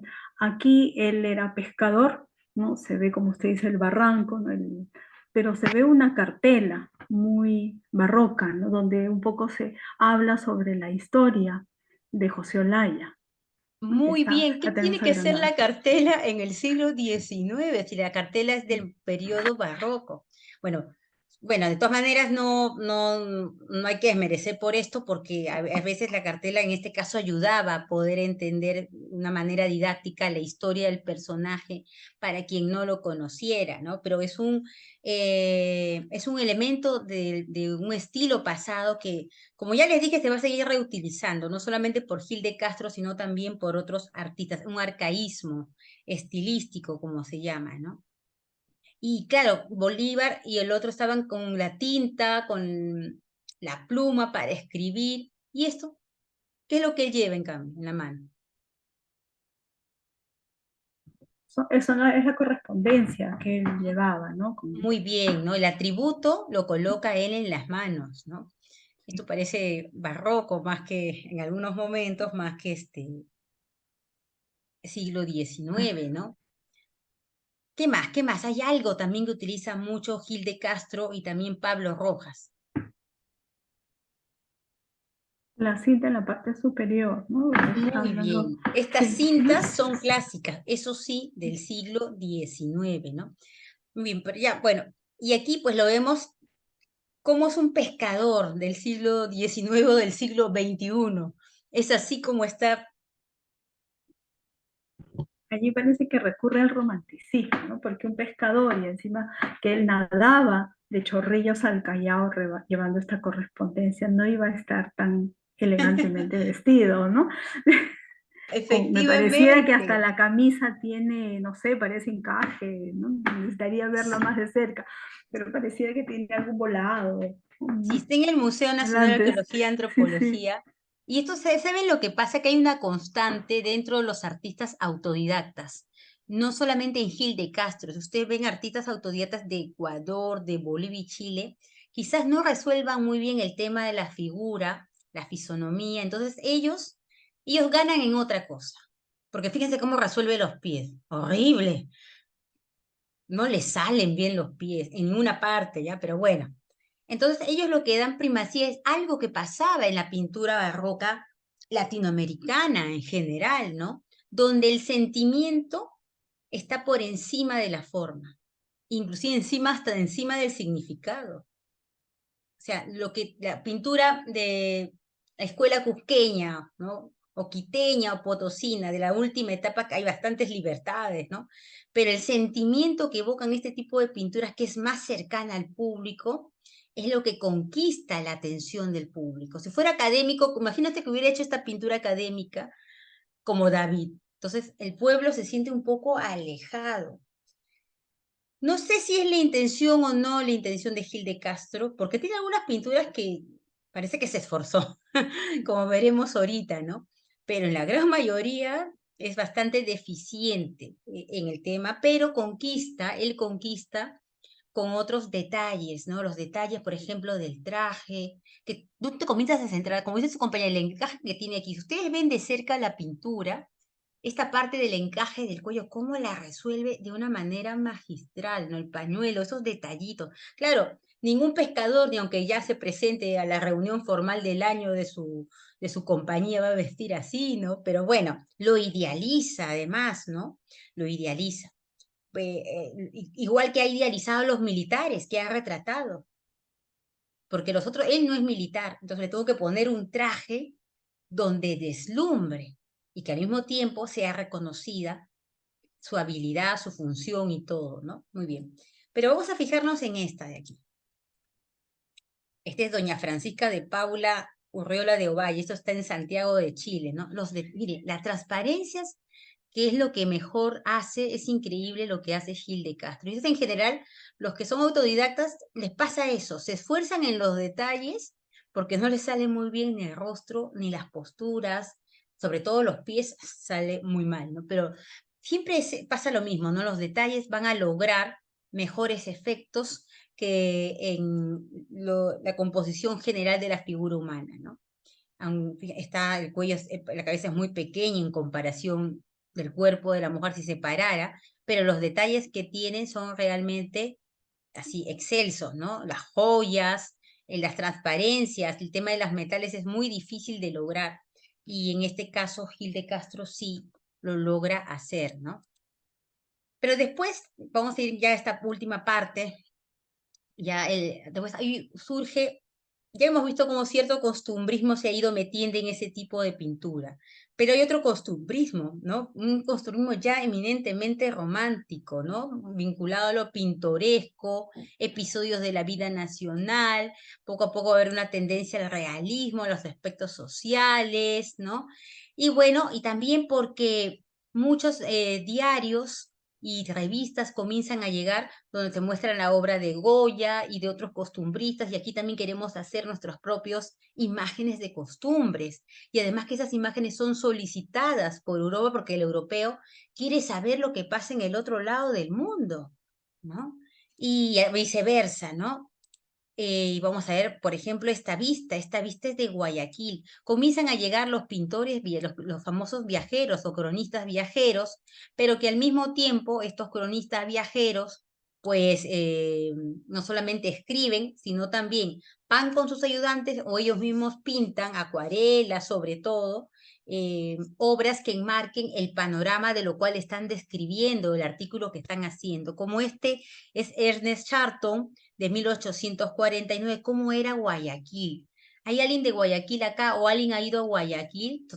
Bueno, he ido varias veces a Guayaquil, un calor siempre hace, pero fíjense cómo era, ¿no? En ese periodo de tiempo. Entonces, este es un pintor de temas costumbristas de estilo realista, pero que también va a realizar obra en Argentina, Chile y Ecuador, ¿no?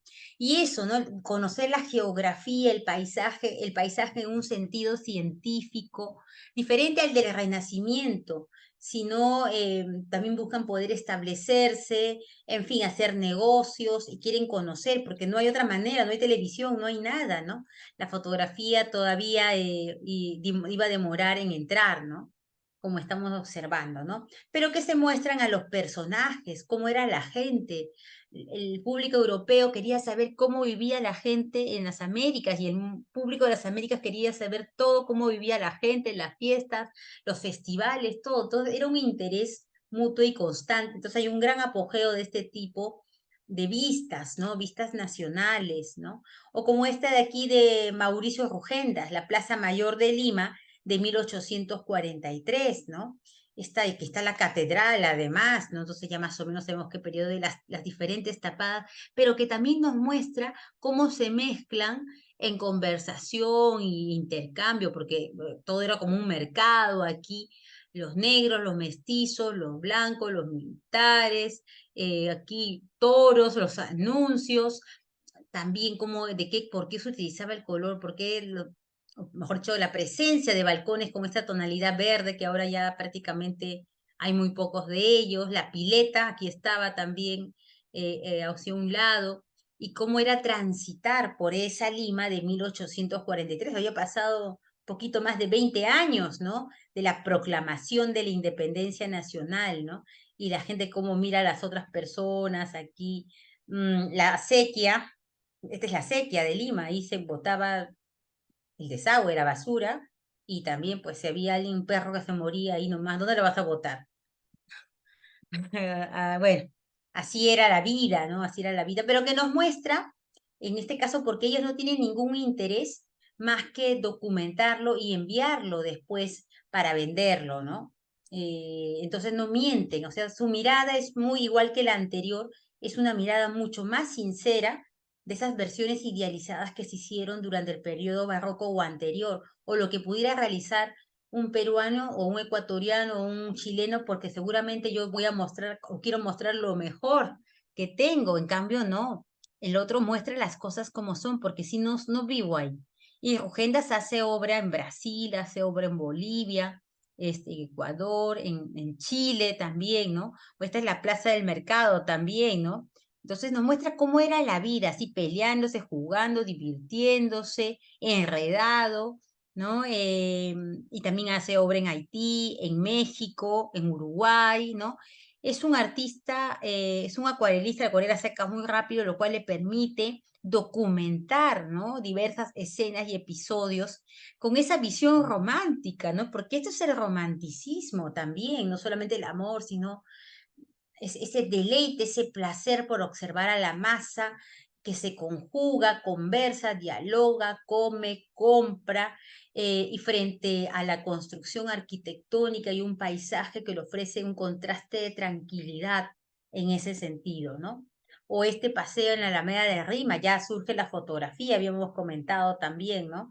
Los hermanos Curregno que nos muestran cómo era esa vida también en este caso de Lima, aquí al fondo está pues la Catedral de San Francisco, ¿no? El río Rímac, y estas chicas pues que se cruzan el río para el lado del Rímac actualmente, y pues sin que sean vistas por sus amigos, amantes, maridos, hermanos, van a conversar, ya sabemos para qué, con otros, ¿no?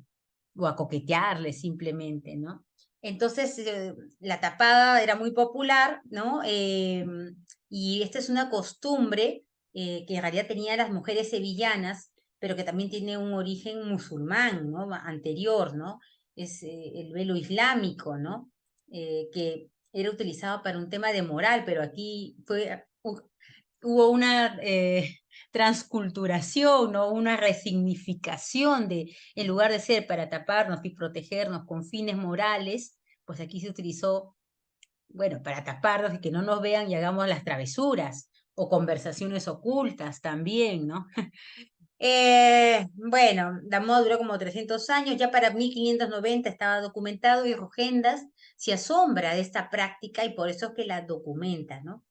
Y aquí pues podemos ver en esta acuarela de Pancho Fierro, ahorita hablaremos de eso también, el uso político que se le podía dar al traje, ¿no? Y que es documentado además por estos acuarelistas y pintores que van siguiendo y retratando las costumbres de la época, ¿no?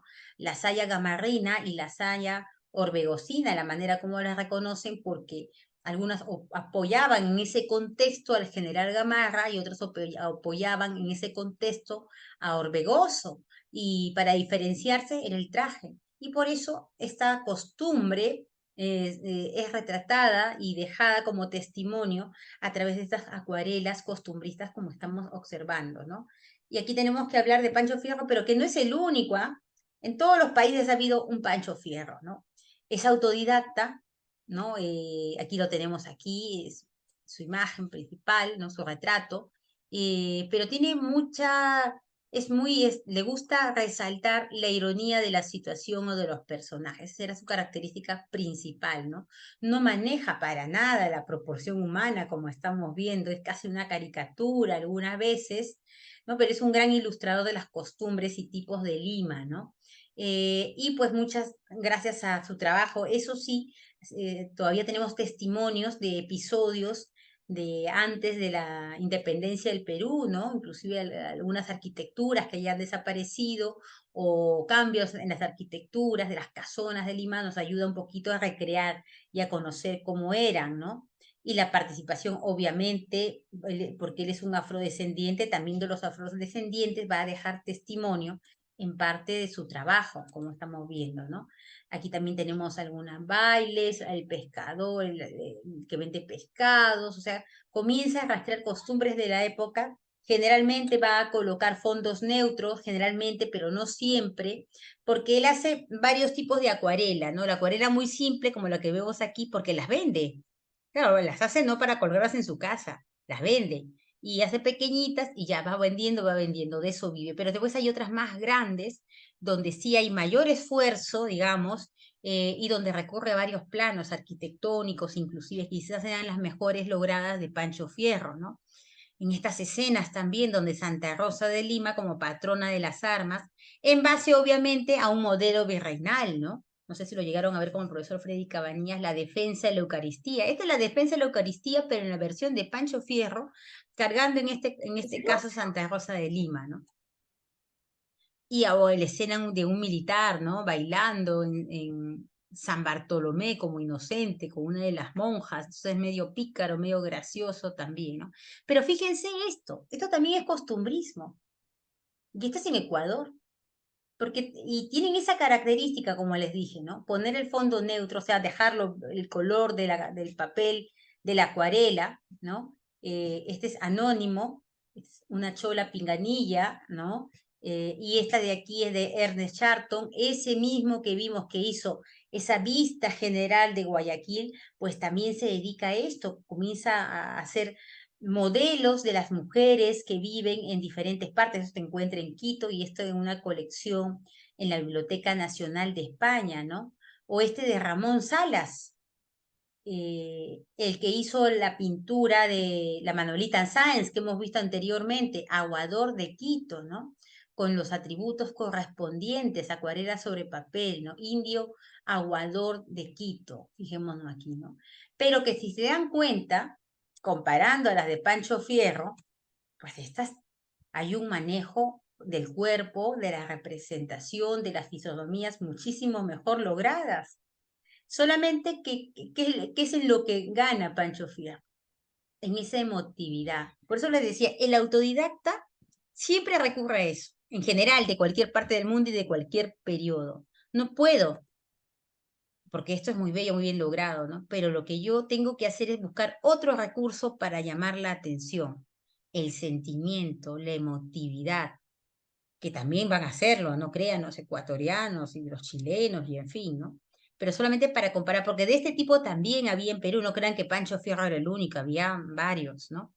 Y después comienza a ver este tipo de pintura, que es bastante llamativa. Esto también es de Ecuador, Juan Monosalva, sacerdote y desfile de campesinos, y donde vemos a diferentes clases sociales, están llevando comida, también militares, ¿no? Esto es finales del siglo XIX y nos muestra episodios de la vida en Quito, en Ecuador, ¿no? Esto se estaba en casi todos los países, ¿no?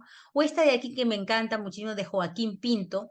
Joaquín Pinto hacía un poco de pintura barroca tardía, pero bueno, porque todavía había un gusto en Ecuador de cierto público, pero también realiza pintura tipo costumbrista, ¿no? Como vemos aquí, que Mariana de Jesús como catequista está con un niño negro, un niño mestizo, niños blancos, niños indígenas, todos juntitos, ella cuidándolo, el paisaje al fondo, como estamos viendo, ¿no? En Quito, ¿no? Entonces son pinturas que nos van mostrando cómo es la vida, las costumbres, los sentires de la población latinoamericana en general, ¿no? O esta de aquí, ¿no? A ver, este es Joaquín Pinto, el mismo que hemos visto aquí de Mariana de Jesús como catequista, ¿no? El velorio, fines del siglo XIX. Este tipo de pinturas, este tema de estas pinturas, es uno de los modelos que más se va a repetir dentro de la pintura costumbrista y romántica de finales del siglo XIX. El velorio del angelito, ¿no? Fijémonos aquí. Aquí está el niño muerto, el bebé ha nacido muerto, o en el momento del parto, o antes del parto, bueno, en fin, el niño murió hasta 2 años, 3 años, y el niño lo han puesto en un altar, le ponen unas salitas. Y aquí están, la gente va a celebrar el velorio, bueno, están los padres, lloran, obviamente, no están acá los padres acongojados, pero dentro de esta tradición, que por cierto hasta ahora se mantiene, y el resto del público comienza a tomar, comienza a bailar, fíjense la jarana, la fiesta, porque esta no es una costumbre que nace en Latinoamérica, aunque el tema en la pintura va a ser llevada en casi todos los países, es una costumbre africana. Ahora vamos a entender de dónde sale eso, pero que para que vean que también es otro modelo transcultural, ¿no? Y entonces se pensaba que como el niño no había sido bautizado, entonces para que pueda ir al cielo, entonces le hacían una fiesta con algarabía, como una despedida, ¿no? Y de esa manera se ahuyentaba a los malos espíritus antes que lograra alcanzar el cielo, ¿no? Se le ponía agua de socorro, eso sí, ¿no? Y este tipo de tradición que es real, o sea, que no es algo inventado ni exagerado, también lo vamos a ver en Perú, con José Fio Machuca. Aquí está el niño, echadito en el altar. Acá los padres llorando acongojados, estos dos señores tomando pisquito, aquí, los otros bailando una marinera, ¿no? Padre tocando aquí, ¿no? En ese momento, estamos hablando de 1891, esta costumbre se daba en la costa, está documentada además, ¿no? Pensaba que era solamente de Lima, pero no. Esta costumbre hemos visto que la otra estaba en Ecuador, fíjense, Perú, en Chile también hay una versión también, ¿no? ¿Y de dónde nace esa costumbre de hacer la fiesta del angelito o el velorio del angelito, como también se le conoce, ¿no? De esto. Esto es algo que documenta en su libro Perú y Bolivia Charles Wiener, 1880, o sea, anterior a estas dos pinturas que hemos visto, ¿no? La fiesta del angelito, ritual de Trujillo. Fíjense quiénes están participando de esta fiesta. A ver, díganme. Es en Trujillo, el norte del Perú.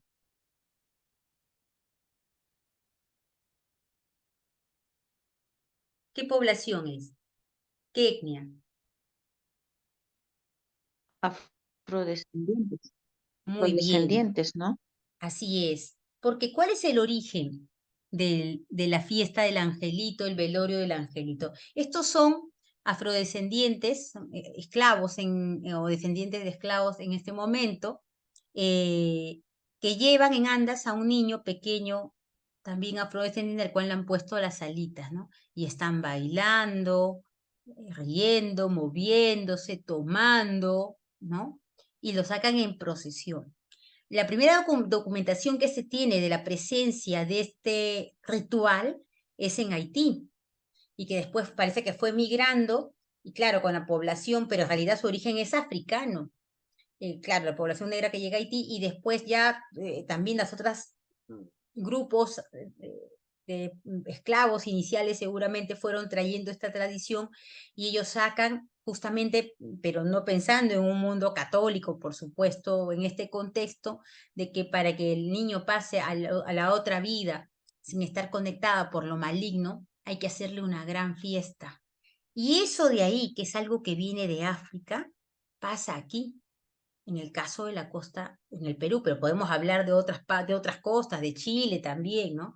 Y también esto es Ecuador, esto es Quito. Y ya no le he puesto porque es muy fuerte. Hay un video por ahí por YouTube donde en pleno siglo XXI en Arequipa, en el Valle del Colca, se sigue desarrollando la fiesta del Angelito. Se lleva en procesión por el pueblo al niño y se ve inclusive al niño, pero ya no lo pongo porque son escenas muy fuertes. Estamos en el siglo XXI y todavía esta práctica ha pasado a la sierra, ¿no? De África a Haití, después pasó por toda Sudamérica, las costas, y después ha pasado a la sierra y estamos en el siglo XXI. Búsquenlo por ahí a quien realmente le interese documentar. Este es un motivo costumbrista que pues se ha transculturizado, como estamos viendo, pero que se ve reflejado en el arte, en la imagen, y que acompaña de esa manera el pensamiento, ¿no? De estas ciudades de una forma popular, ¿no? Eso también es romanticismo. Hasta que llegamos a esta pintura ya más académica, como Luis Montero. Luis Montero, la famosa pintura de los funerales de Atahualpa, que se encuentra en el Museo de Arte de Lima, nos muestra la escena de la muerte del Inca Atahualpa. Esta obra se ha hablado muchísimo y les voy a dejar una lectura. En realidad la obra la pinta en Roma porque como no hay Academia de Bellas Artes, Escuela de Bellas Artes en el Perú, porque esto es totalmente académico, ¿no? Fíjense cómo maneja las proporciones, nada que ver con Gil de Castro, nada que ver con ninguno de los que hemos visto antes. Es el David del momento, este señor de aquí, estudia en Roma, ¿no? Y también ha visto las obras de David, ¿no? Además es un ferviente admirador de David. Bueno, y entonces él hace esta obra que además se la va a comprar el Congreso de la República. El verdadero dueño de esta obra es el Congreso de la República del Perú, porque él dice, yo se la doy al Congreso de la República, se la vende al Congreso de la República porque él quería quedársela a cambio de que la exhiba y que todos los peruanos puedan verla, pero no ya a mediados del siglo XX se le prestó al Museo de Arte de Lima, el Museo de Arte de Lima hasta ahora ya se la quedó. En fin, esa es otra historia, ahí les dejaré la lectura, pero vemos aquí esta obra donde, porque él ha estudiado en una academia de bellas artes, Montero, y hace esta obra, tiene varias obras, ahora veremos algunas. Montero hace esta obra donde nos muestra el momento de la muerte del Inca, ¿no? Esta escena que está aquí, porque supuestamente aquí está el Inca, aquí está Pizarro con el gorro, la vela al lado está la vela encendida, claro. El Inca está muerto, la vela caída significa la vida del Inca y del Tahuantinsuyo que se ha extinguido. Frente a Pizarro está la vela prendida, el nuevo gobierno que se viene con las nuevas ideas y luces seguramente. Al fondo una arquitectura que no es precisamente inca, más parece egipcia por el tema de las columnas, porque recordemos que Montero no es un indígena, Montero es un hombre criollo, digamos, de ascendencia italiana además, y que marcha a estudiar a Europa y nunca ha visto un resto inca. Y se lo tiene que imaginar, igual que los otros imaginan, ¿no? No hay ahora la simultaneidad que hay ahora, ¿no?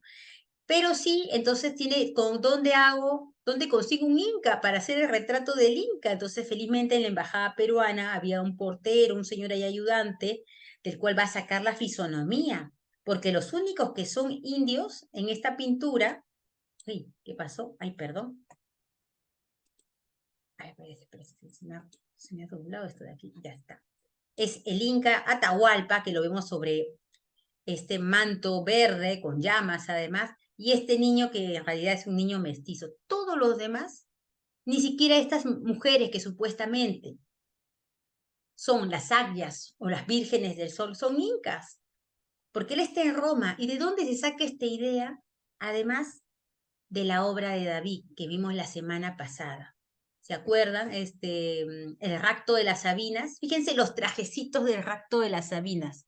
Me olvidé de traer la imagen, pero lo hemos visto la semana pasada cuando está dividiendo Ercila a su padre y a Rómulo y por ahí están, porque son mujeres romanas a la usanza de David, porque tampoco tiene otros modelos tampoco, ¿no?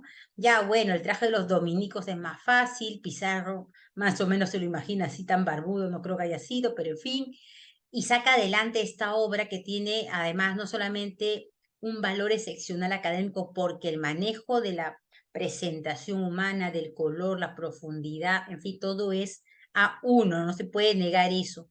Y sobre todo comienza a instaurar algo que será la pintura histórica. Ya sabemos que David hacía pintura histórica, el juramento de los Horacios también vimos, ¿no? Por eso era importante conocer a David y las influencias que tiene. Todos se fijan en David, ¿eh? David es el gran artista de a partir del siglo, finales XVIII y XIX en adelante, el cual va a tener una repercusión grande en cualquier parte del mundo, ¿no? También tenemos este otro artista, Lepiani, porque ya comienza a haber pintura con representación de temas históricos, en este caso de la guerra con Chile. Tiene un primer maestro, Ramón Muñiz, con esta famosa obra de Repase. Ramón Muñiz es español, que se asienta en Perú, pero Lepiani también ha ido a estudiar a Europa porque en el Perú no hay bellas artes, ¿no? De hecho, Perú creo que será la penúltima, sí, pues el penúltimo país donde se instaure la Escuela de Bellas Artes. Bueno, tampoco había en Ecuador, tampoco no había en Chile, así, entonces los artistas en general latinoamericanos tenían que emigrar a otras partes del mundo y comienza a tratar de recrearse los conflictos también. Y aquí tenemos esta famosa obra durante la llamada Guerra del Salitre, Guerra del Guano, también llamada Guerra entre Perú y Chile, guerra con Bolivia, en fin, y Chile, y en fin, porque los tres países estuvieron involucrados en un momento. Esta famosa escena de la respuesta que se encuentra en el Museo de Combatientes del Morro de Arica, 1894 aproximadamente, donde vemos la influencia más bien de un maestro del arte barroco aquí. Es muy académico Lepiani porque ha estudiado en una escuela de bellas artes, pero esta ventanita abierta para dar un efecto de luz aquí sobre los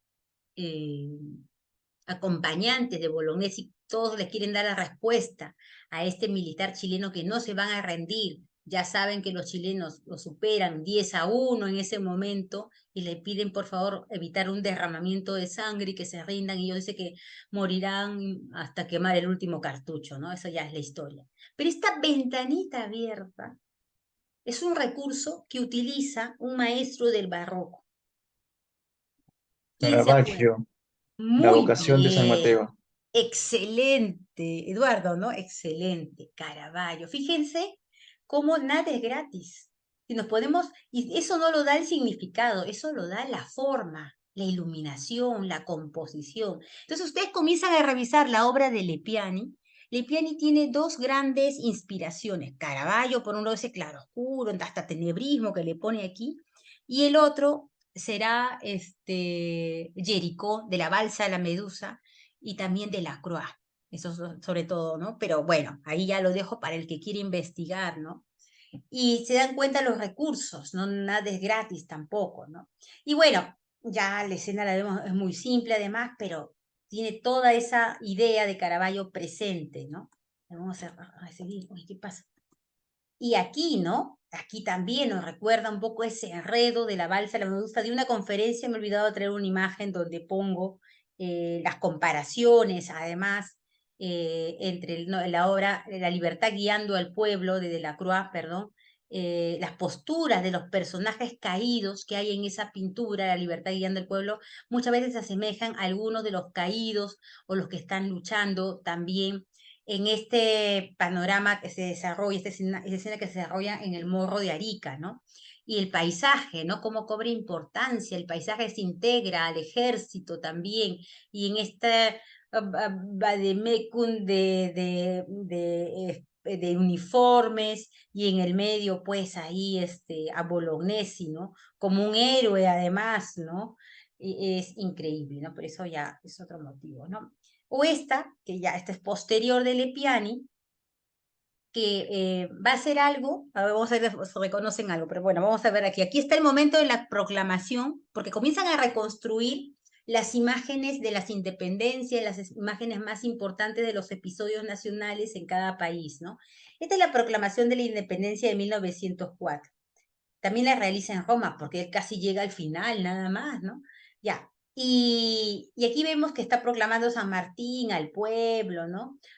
Claro, como no vive en Lima, no está en ese momento en Lima, la posición de los edificios no es la correcta, pero bueno, no es la correcta, pero porque él era muy minucioso. Más sí, el trabajo corporal de cada uno de los acompañantes militares de San Martín, ¿no?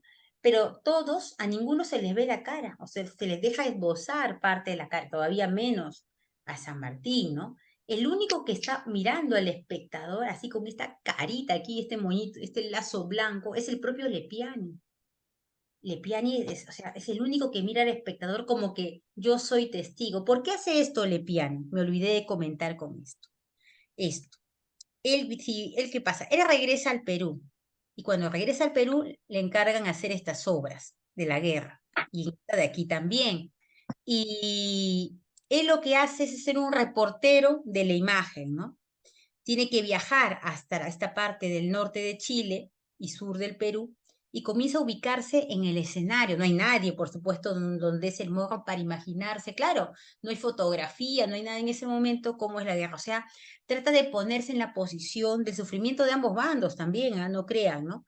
Y aquí también cómo pudo haber pasado la escena para poder documentarla, porque esta es una documentación, una reconstrucción de la historia, porque nadie, hay textos que se han hablado, pero la posición de los personajes, ¿cómo pone, por ejemplo, este militar como si fuera un Superman?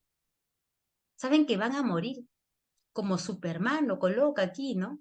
Y este personaje, además, no sé si han visto el monumento a Grau, en la Plaza Grau, ahí por donde está el Museo de Arte de Lima. Grau también no está así, con los brazos cruzados ahí arriba, como Victorio Macho, este artista, también lo coloca. Entonces, los artistas van viendo la obra de otros artistas y van asumiendo, obviamente porque les interesa ese artista, posturas y tipos de iluminación, propuestas visuales, pero comienza a documentar. En cambio, esta obra no hizo esa documentación y las hace desde Roma, ¿no? Y entonces solamente el único que vemos mirando al espectador como testigo, no puede ser testigo de su tiempo, ¿no? Porque esto es de 1904 y el hecho es de 1821, como diciendo, o al menos trató de hacerlo, yo estoy construyendo, soy el único testigo verdadero de que puede darse fe de que este hecho ha sucedido de esta manera. Y además añade otra cosa, porque Lepian es un detallista. Aquí no podemos ver muy bien, porque bueno, en fin, pero él, si ustedes ven a la población que está ahí, nos muestra las tapadas.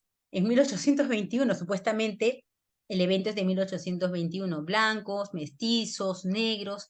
También coloca, por aquí no sé si se ve muy bien, por acá también hay uno también, creo que por aquí, se ha cortado por aquí, hay también un poblador, un militar negro también, porque él quiere mostrar la realidad de lo que ocurre, ¿no?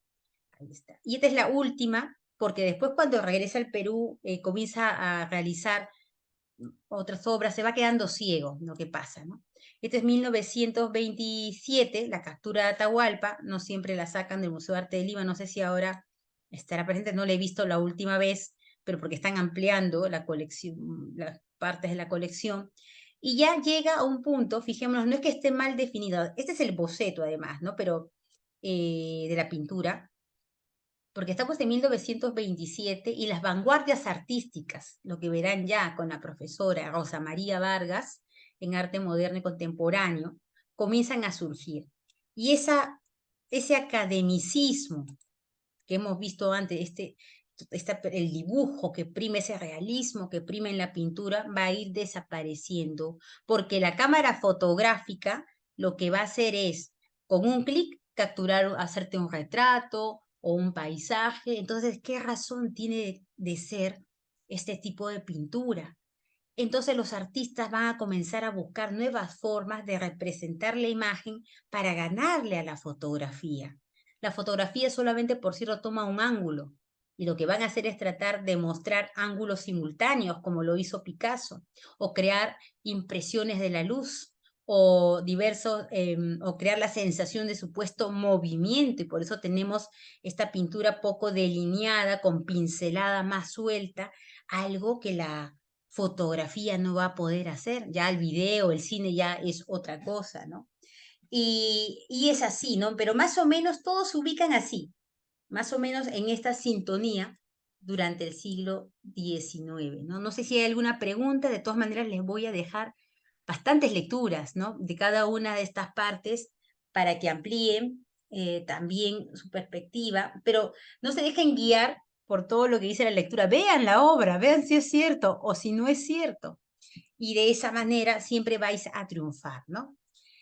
Muy bien, antes de despedirme, solamente decirles si alguien tuvo algún problema con el trabajo del profesor Freddy Cabanillas, que es el más importante de todo el curso, después ya no va a haber trabajo.